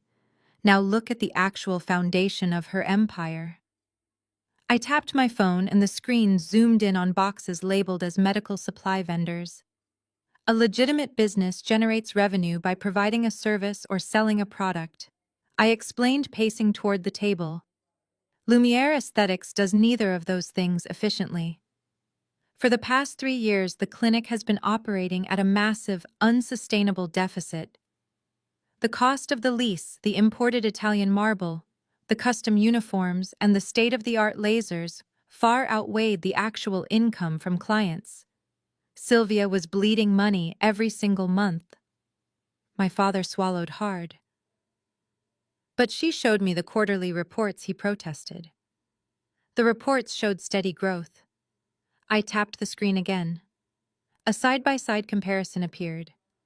On the left were the reports Sylvia had shown him, filled with neat ascending green graphs. On the right were the actual bank statements my team had extracted during our audit. She showed you fabricated spreadsheets, I corrected him. Those numbers were manufactured to keep you complacent. If you look at the actual ledgers on the right, you will see a series of massive recurring payments made to third-party medical suppliers. Every single month, Lumiere was supposedly purchasing hundreds of thousands of dollars in specialized cosmetic supplies. Richard squinted at the screen. That makes sense for a clinic, does it not? It would make sense, I agreed, if those suppliers actually existed. But they do not. I ran a forensic trace on every single one of those vendor accounts. They are entirely fictitious dummy corporations registered to a single unmonitored post office box located in the Cayman Islands. Sylvia was creating fake invoices for supplies she never ordered. She would authorize the payments from the Lumiere corporate account, and the money would be wired directly into her own offshore trust. Sylvia let out a loud, strangled sob. She had desperately covered her face with both of her shaking hands, completely unable to look at the glowing screen, unable to look at the absolute, undeniable proof of her guilt displayed for everyone to see. I zoomed in on the most recent transaction. A bold red line connected the Vistara Capital Investment Fund to the Lumiere operating account. The number 15 million was stamped in heavy black ink. This brings us to this morning. I continued, my voice entirely devoid of sympathy. When the Vistara funds cleared the bank at 9 a.m., Sylvia did not allocate that capital to marketing payroll or business expansion. Within 45 minutes of the deposit, she initiated a series of wire transfers. She attempted to move $12 million directly into those exact same Cayman Island shell companies, labeling it as a bulk equipment acquisition. My father physically recoiled, sinking deeper into his chair. $12 million, he repeated the number, sounding utterly foreign on his tongue. That is why I initiated the freeze, I stated firmly. The moment she tried to move the venture capital money offshore, she triggered a massive fraud alert. My team intercepted the transfers, locked down the accounts, and flagged the entire corporate structure for a federal audit. The money is completely secure, but Sylvia's ability to access a single penny is completely gone. The silence in the room was absolute, broken only by Sylvia's quiet, pathetic weeping. Richard stared at the screen, the full weight of the deception pressing down on his chest. The woman he had married, the woman he had defended and prioritized over his own flesh and blood, was nothing more than a highly organized thief. She lied to me, Richard whispered, his voice cracking with a very profound, earth-shattering betrayal. She lied about everything. I looked at him, feeling a cold, hollow sense of vindication. She did lie about the clinic, Richard, I said softly. But unfortunately for you, the fraud does not stop with her business accounts. It gets more personal. I stepped away from the glowing television screen and walked slowly back to my chair, keeping my eyes fixed on my father. He looked like a man who had just been informed his entire reality was a carefully constructed simulation. You see, Richard Fott explained, keeping my voice perfectly level. Lumiere Aesthetics was never actually meant to be a functioning medical clinic. It was a lifestyle subsidy program disguised as a corporate entity. Sylvia did not want to be a chief executive officer. She just wanted a corporate credit card that she did not have to pay off. I pulled my phone out again and tapped the screen, bringing up a new slide on the television behind me. Let us take a closer look at the operational expenses for the past fiscal year, I said, gesturing to a pie chart that was entirely colored in alarming shades of red. According to the tax returns Sylvia filed, she spent over $400,000 on international medical conferences and continuing education for her staff. But when my forensic team cross-referenced those travel dates with her personal social media accounts, we found something very interesting. I tapped the screen. Side by side, photos appeared. On the left, a scanned corporate receipt for a week-long dermatology seminar in Paris. On the right, a photo Sylvia had posted on her public profile showing her sipping champagne on a private yacht off the coast of Monaco during that exact same week. Those were not medical conferences, I stated flatly. They were luxury vacations. The corporate catering budget was used to pay for her private chef. The marketing and public relations budget was entirely funneled to high-end personal stylists, luxury car leases, and interior designers who renovated the summer house you rarely even visit. She classified her designer jewelry as office decor. She classified her custom silk gowns as employee uniforms. Sylvia let out a pathetic whimper, burying her face in her arms on the table.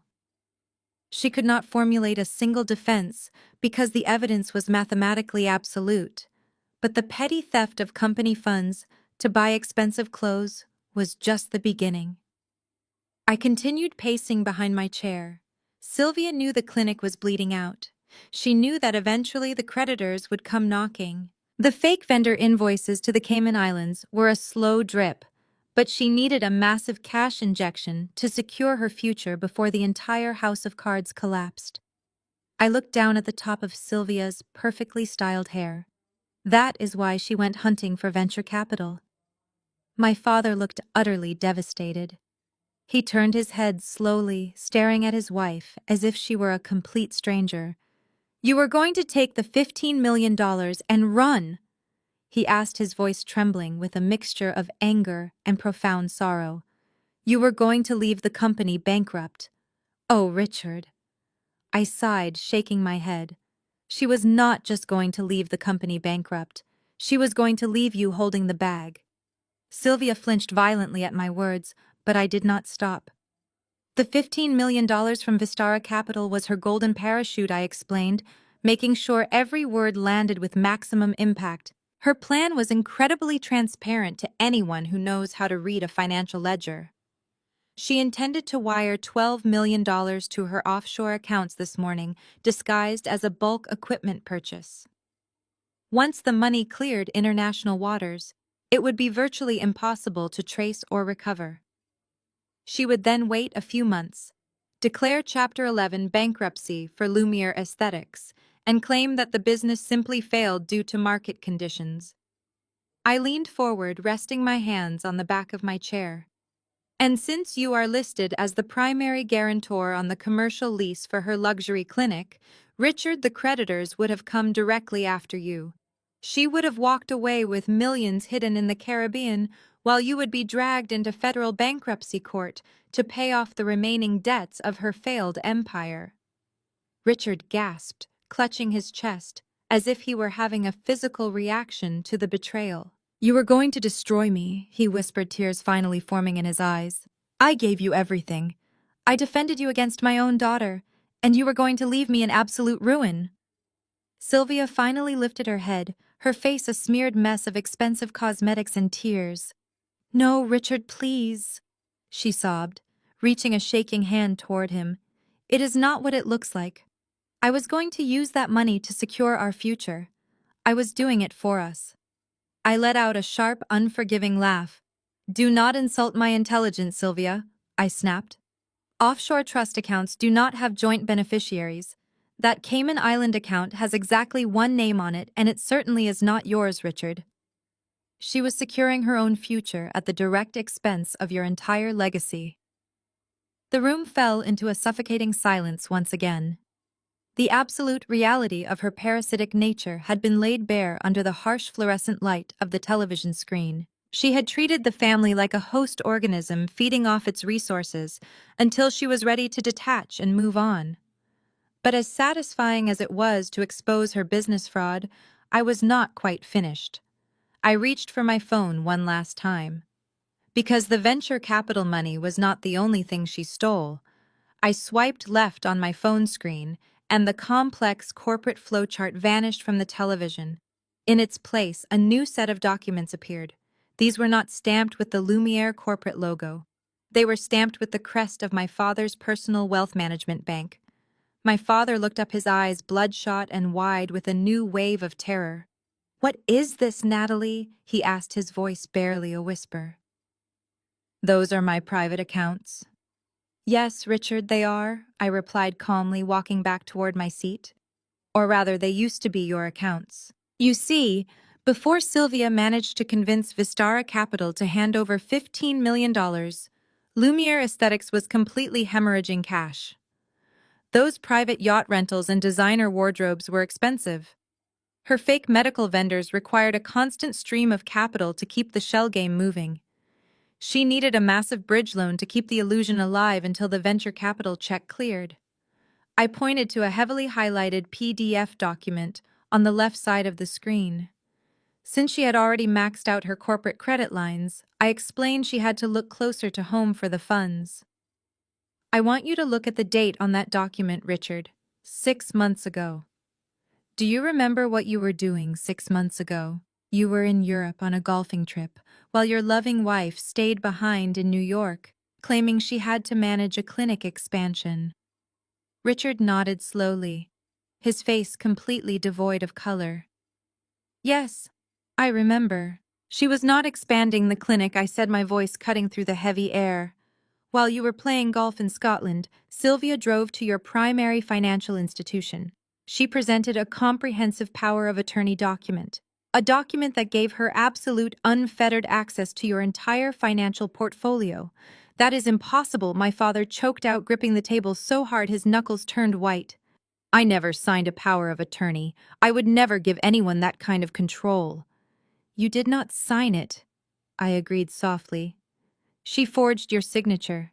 She had Jamal draft the legal paperwork, ensuring it looked perfectly legitimate, and then she meticulously forged your signature to bypass the bank security protocols. Sylvia let out a loud gasp, her hands flying to her mouth, but I ignored her completely.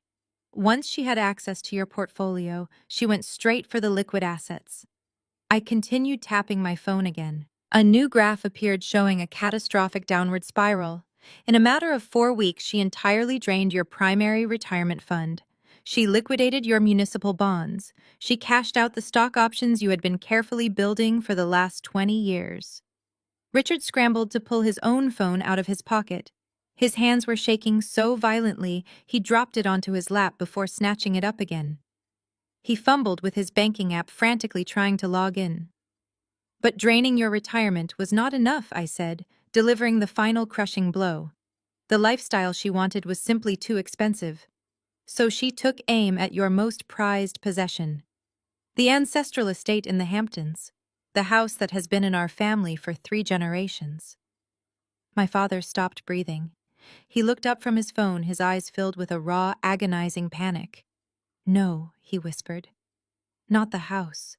Please tell me she did not touch the house. I pressed a button on my screen and a massive loan agreement flashed onto the television. She took out a secondary mortgage on the estate, I stated clearly, letting the words sink deep into his bones. And when she burned through that money, she took out a third. The ancestral home is currently leveraged to the absolute maximum limit. She pulled over $4 million in equity out of the property and funneled every single cent of it directly into the Lumiere accounts to keep the lights on and pay for her designer lifestyle.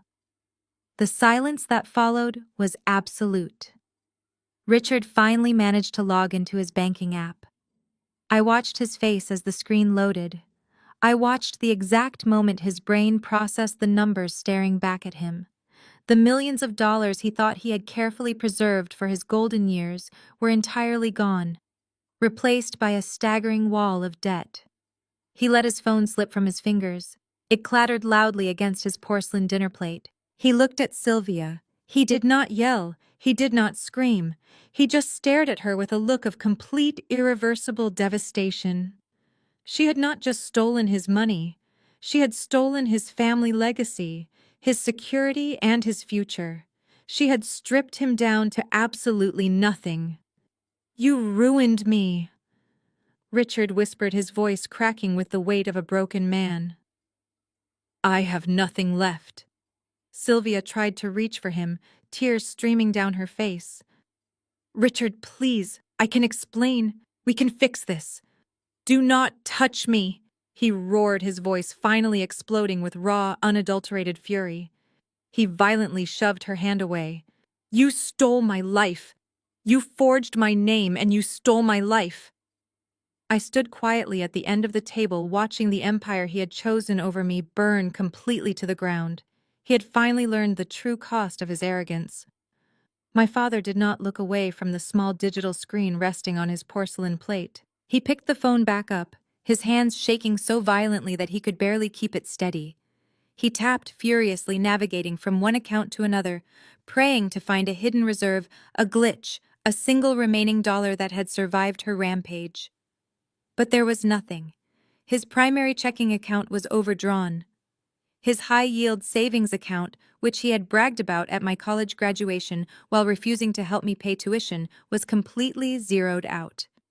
The investment portfolio that had taken him 4 decades of relentless cutthroat corporate maneuvering to build had been completely liquidated. 0. The number stared back at him from every single tab. He was 62 years old, accustomed to a life of bespoke suits, private clubs, and unquestioned authority. Now his net worth was not just 0. With the massive secondary and tertiary mortgages she had secretly taken out on the ancestral estate, his net worth was deeply, irrecoverably negative. The realization hit him with the physical force of a heart attack. Richard dropped the phone again. It slid across the table and bumped into the silver breadbasket. He pressed the heels of his hands against his eyes, his breathing shallow and erratic.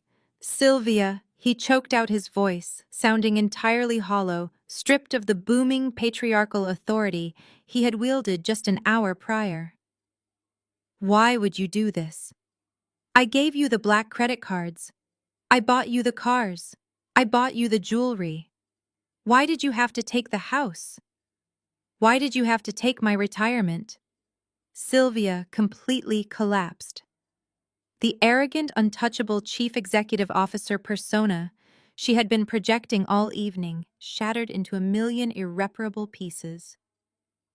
She slid out of her chair and fell to her knees on the cold marble floor, the luxurious silk of her custom gown pooling around her. She reached up and grabbed the lapels of my father's expensive jacket tiers, ruining her perfectly applied designer makeup. "I had to do it, Richard," she sobbed hysterically, her voice echoing shrilly in the private dining room. "You do not understand the pressure. You do not understand what it takes to survive in this city. Every time we went to the country club, those women looked at me like I was nothing. They judged my clothes. They judged my car. I had to maintain our image. I had to show them that we belonged at the absolute top of the social ladder." She buried her face against his chest, her shoulders shaking violently. "The clinic was supposed to make us billionaires, Richard. I just needed a little more time. I was going to pay it all back. The venture capital money was going to fix everything. I was doing it for our status. I was doing it for you." My father looked down at the weeping woman clinging to his jacket. The sheer absurdity of her excuse seemed to finally snap something inside his brain. He grabbed her wrists and forcefully pried her hands off his suit, pushing her away with a sudden, violent surge of disgust. For my status, he roared, the sound tearing out of his throat like a wounded animal. "You stole my ancestral home to buy imported marble and fake medical supplies so you could impress a bunch of country club wives who do not even like you. You committed federal fraud to buy designer clothes. You did not do this for my image, Sylvia. You did this because you are a greedy, shallow parasite." Sylvia recoiled, curling into a ball on the floor, weeping loudly into her hands. "Please," she wailed, her voice thick with desperation. "Please do not leave me. We can declare bankruptcy. We can downsize. We can start over." "Start over," Richard repeated, letting out a dark, breathless laugh that contained no humor whatsoever. "I am 62 years old. I have no money. I have no house. My own son-in-law just ran out that door to avoid being dragged into federal prison with you. There is no starting over for a man my age. I am completely ruined." He slumped forward, resting his head on his arms on the mahogany table. The great patriarch of the family, the man who had allowed his wife and his golden child to mock me for 34 years, was reduced to a weeping, broken shell. He had traded his loyal daughter for a woman who viewed him as nothing more than an automated teller machine. I did not feel a single drop of pity. I simply watched the inevitable consequence of his own terrible choices play out in real time. He had built his entire life around the shallow illusion of wealth and status, completely ignoring the rot festering at the foundation. Now the foundation had completely given way, and the house had collapsed directly on top of him. I walked back to my chair, my steps slow and deliberate, and picked up my leather bag. There was still one final piece of business to handle before I closed this chapter of my life forever. I reached my hand into the depths of my leather bag, my fingers brushing past my wallet until they found the smooth, slightly textured paper of the plain white envelope. It was the exact same envelope I had placed on the table 2 hours ago. The one Sylvia had violently shoved back at me. The one she had mocked as a pathetic handmade arts and crafts project from a broke accountant. The one my father had sighed at, calling me an embarrassment to the family image.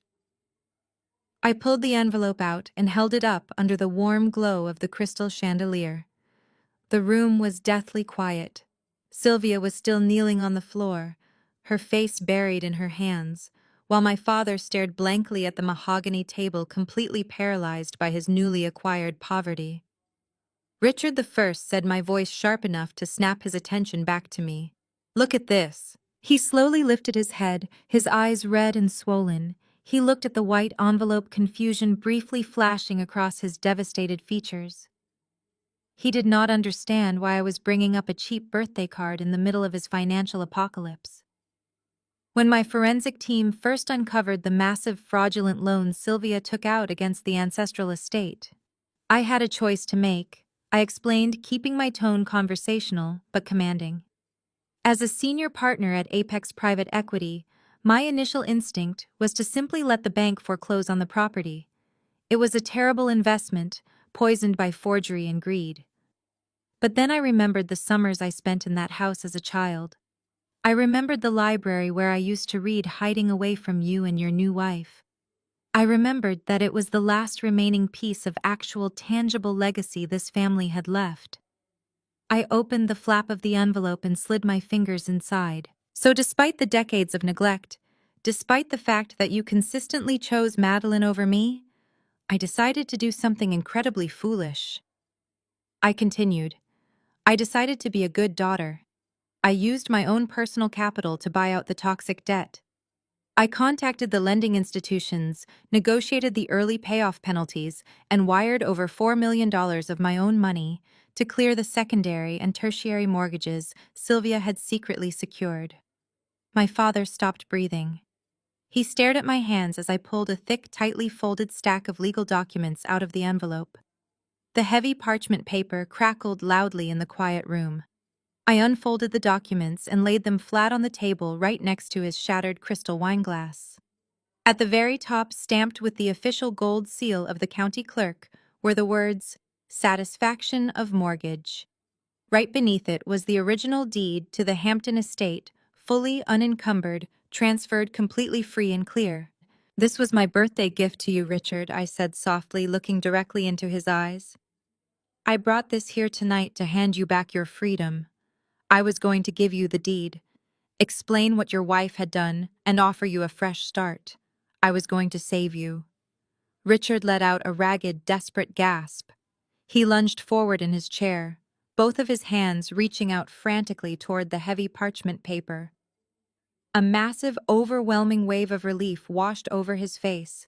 The crushing weight of bankruptcy and total ruin suddenly lifted, replaced by the miraculous salvation provided by the daughter he had spent 34 years ignoring. Natalie. Oh my God, Natalie.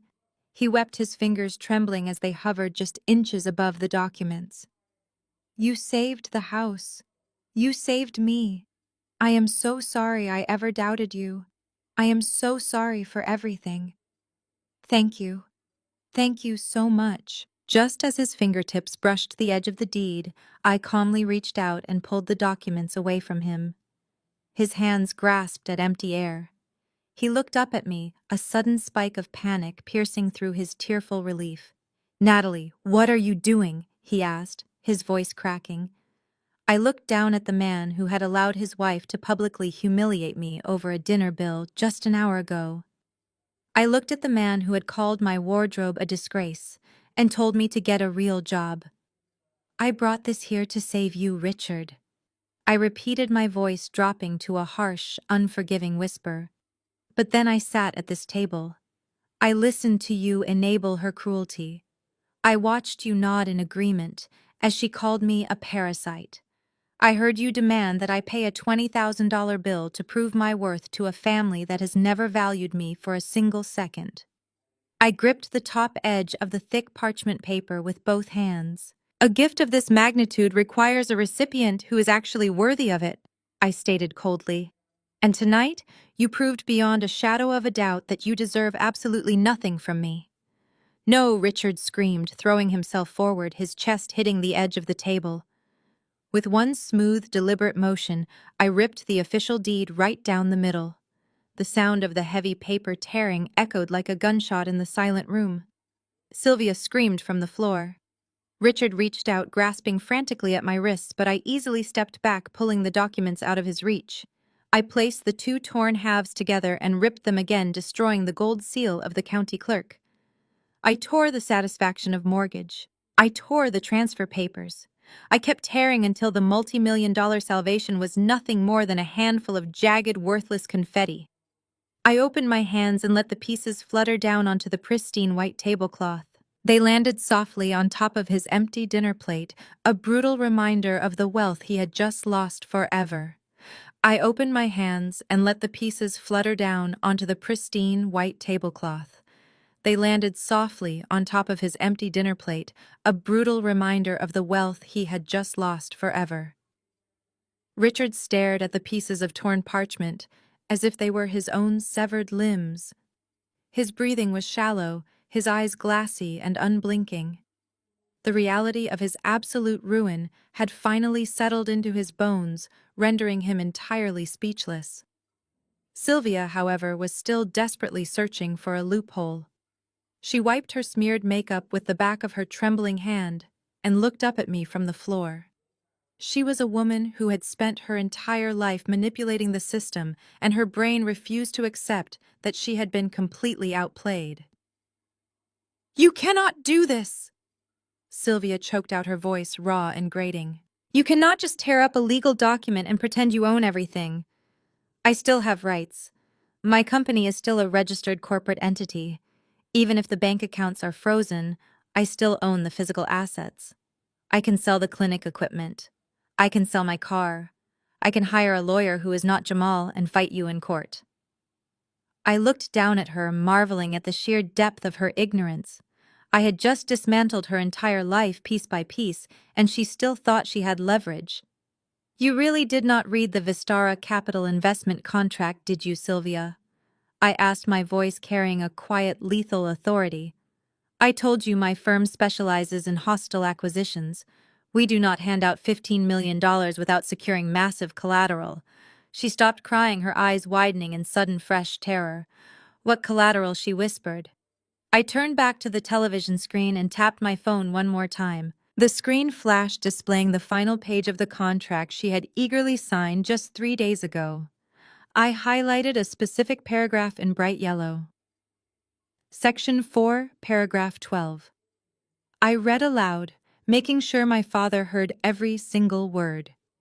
"In the event of a breach of contract, including, but not limited to, the unauthorized transfer of funds to offshore holding accounts, the investor retains the immediate and irrevocable right to seize all corporate and personal assets listed by the guarantor."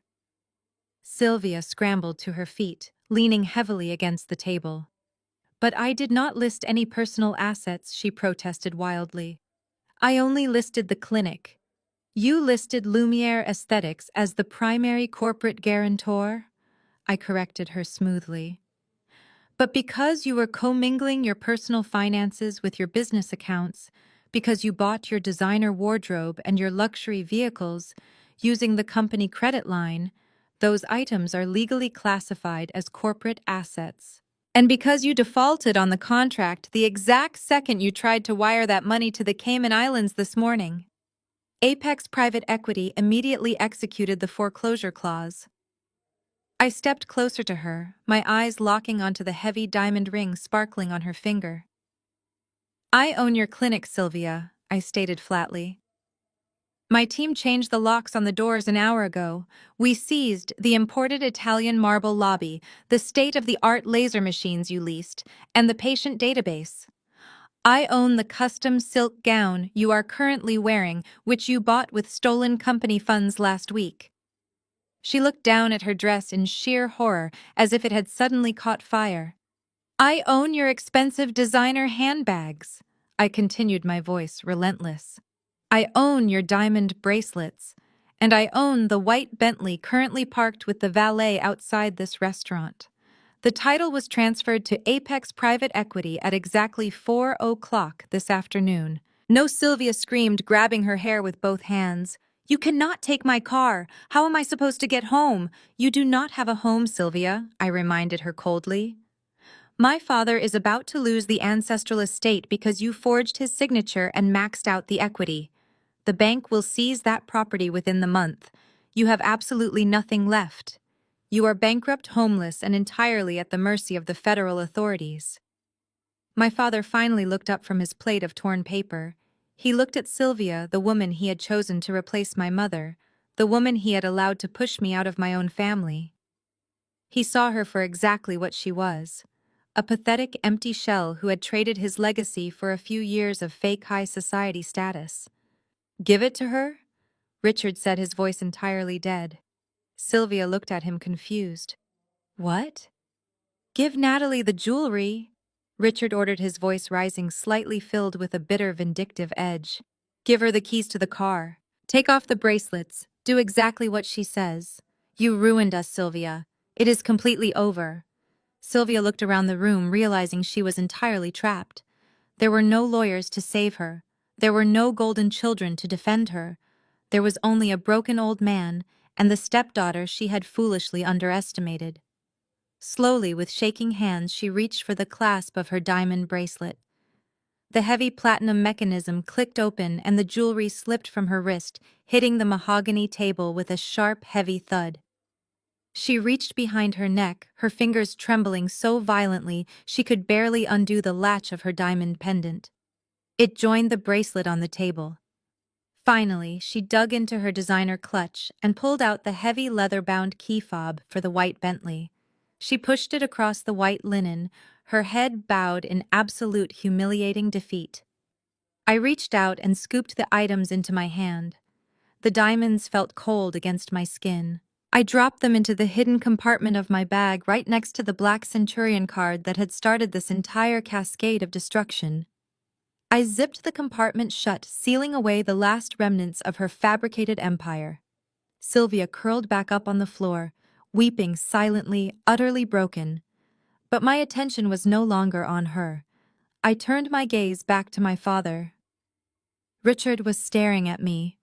The anger that had briefly flared up when he yelled at Sylvia had completely vanished, replaced by a deep, suffocating desperation.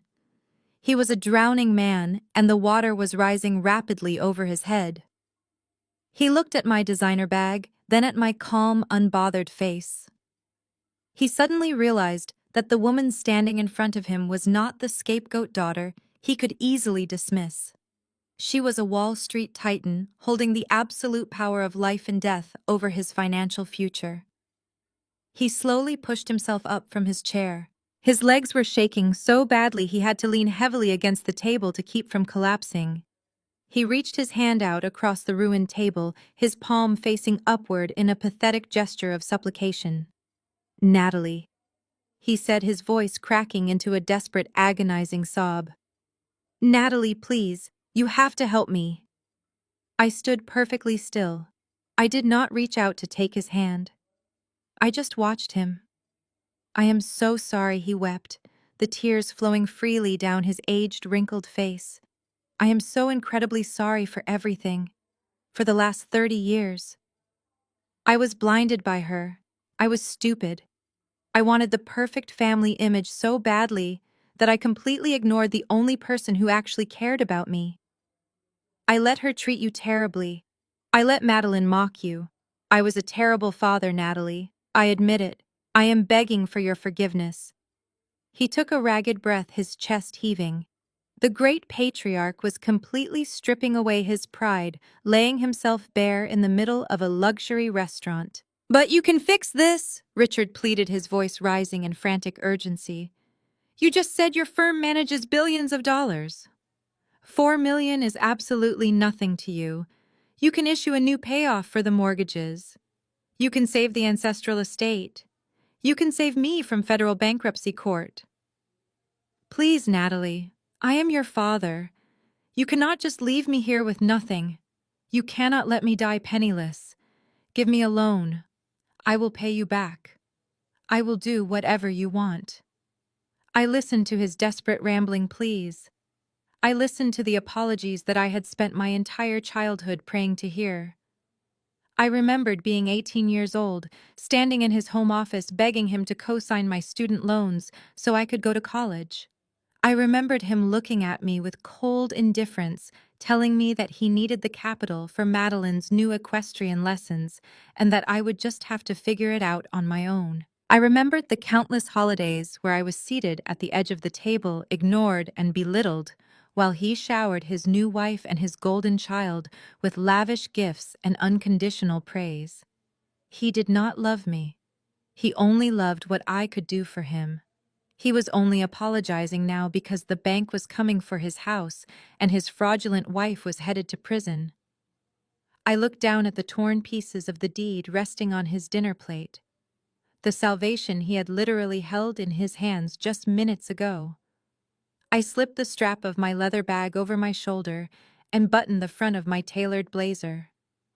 I looked him dead in the eye, my expression completely devoid of any sympathy, any anger, or any lingering affection. "Stop making a scene, Richard," I said, my voice smooth, cold, and echoing his exact words from the beginning of the evening. "You are embarrassing the family." Richard froze. The air completely left his lungs. He stared at me, his mouth open in a silent scream of absolute despair, recognizing the exact phrase he had used to dismiss me just 2 hours ago. The realization that I was entirely immune to his tears, that there would be no bailout and no forgiveness, finally broke him completely. He slumped back into his chair, burying his face in his hands, and began to sob uncontrollably. I stood there in the quiet elegance of the private dining room, watching the great patriarch of our family reduced to a weeping shell. His broad shoulders shook with every sob, the sound pathetic and hollow against the backdrop of the mahogany walls and crystal chandeliers. Sylvia remained curled on the floor, stripped of her diamonds, and her dignity staring blankly at the torn pieces of paper on the table. The air in the room felt incredibly still, almost suffocating, as the reality of their absolute ruin settled over them.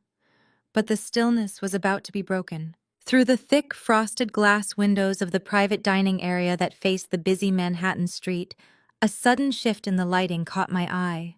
The warm yellow glow of the street lamps was abruptly overpowered by sharp, rhythmic flashes of intense blue and red.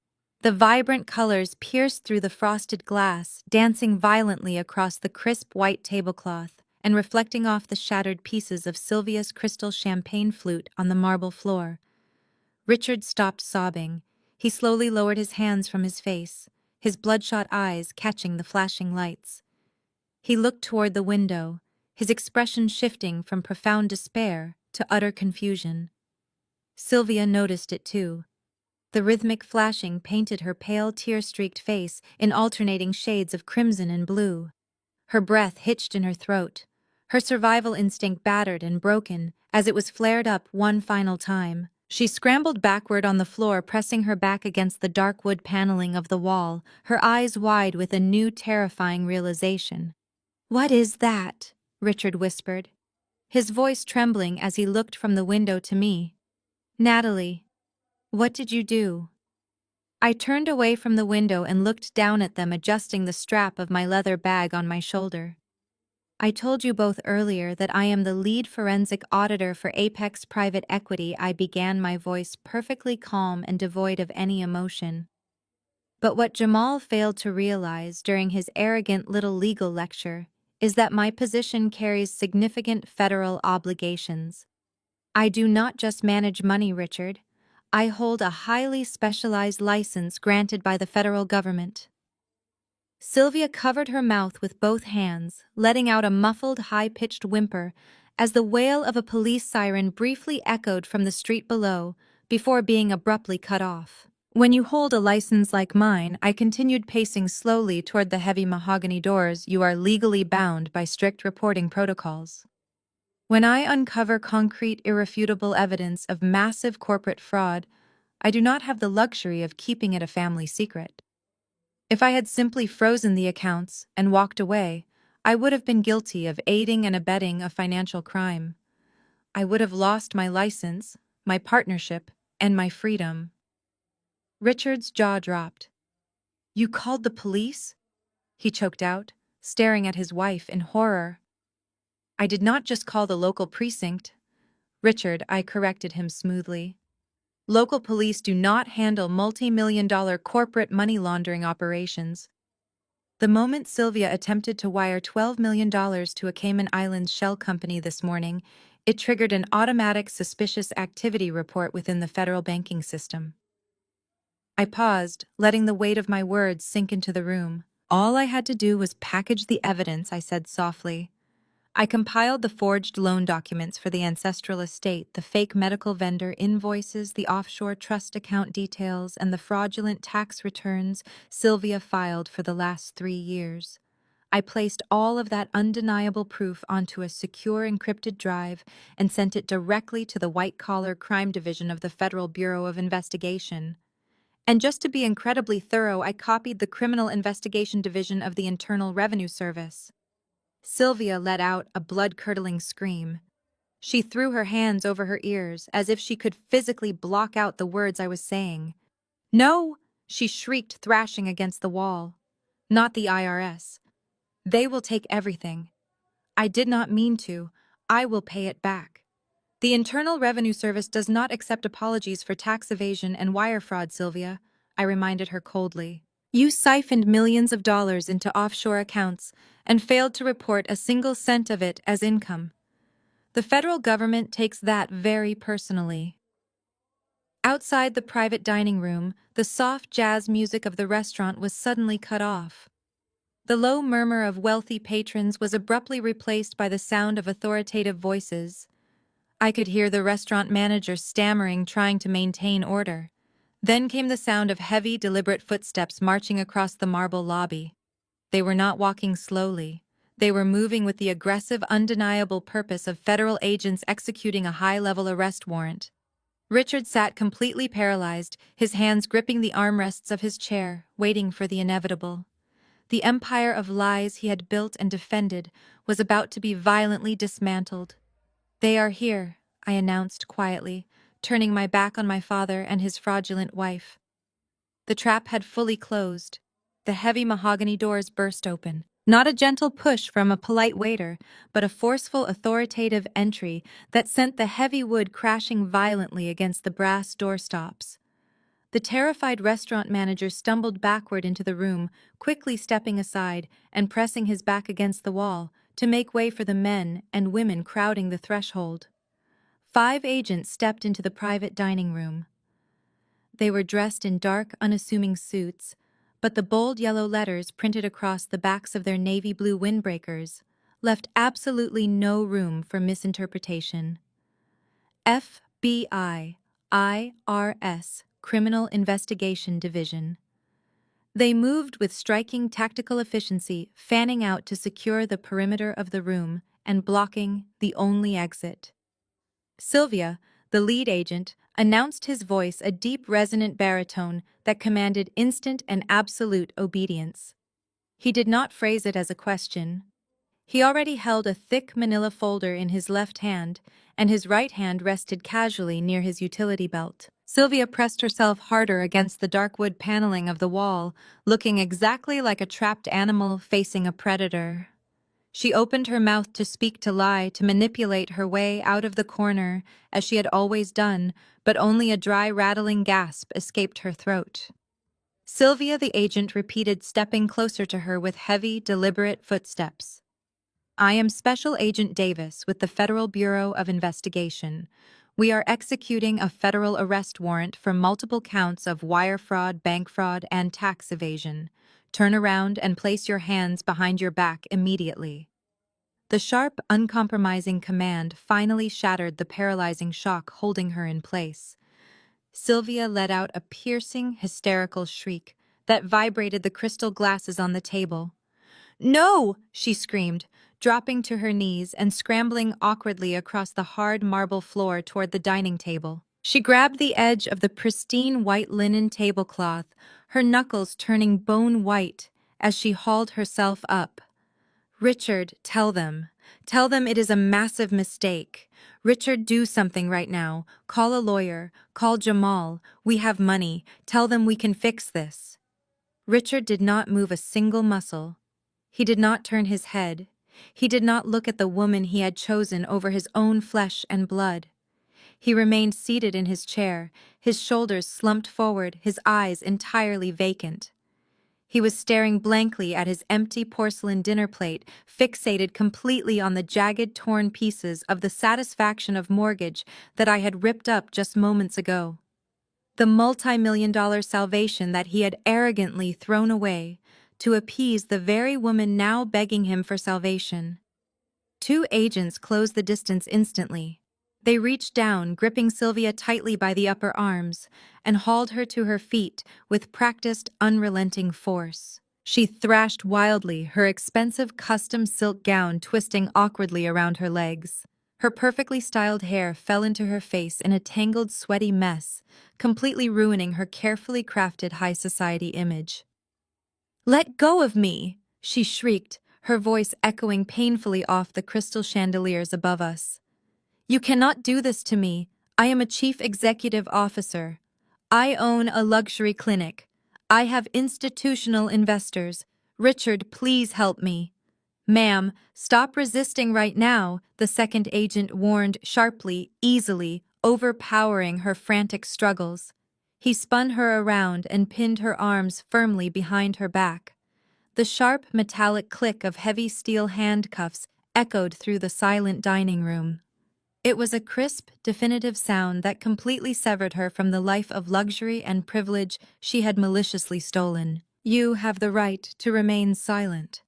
Special Agent Davis began reciting his authoritative voice, cutting cleanly through her hysterical, pathetic sobbing. "Anything you say can and will be used against you in a court of law. You have the right to an attorney." They began marching her aggressively toward the open door. Sylvia twisted her neck desperately, looking back at the mahogany table one last time. Her eyes darted past her broken husband and locked directly onto me.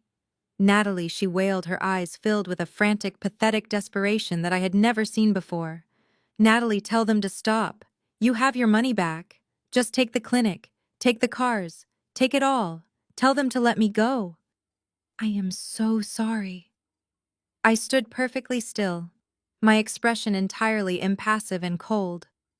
"I am afraid that is entirely out of my hands now, Sylvia," I replied, my voice echoing clearly in the chaotic room. "The federal government does not negotiate with thieves." The agents pulled her out into the brightly lit hallway. I could hear her screams echoing loudly through the main dining room as they dragged her past the tables of Manhattan elite. The wealthy patrons, the exact high-value individuals she had spent years desperately trying to impress, were now watching her get hauled away in federal handcuffs. Her reputation, her business empire, and her freedom were completely obliterated in a matter of seconds. The heavy mahogany doors swung shut abruptly, cutting off the sound of her wails. The sudden silence in the private dining room was incredibly heavy.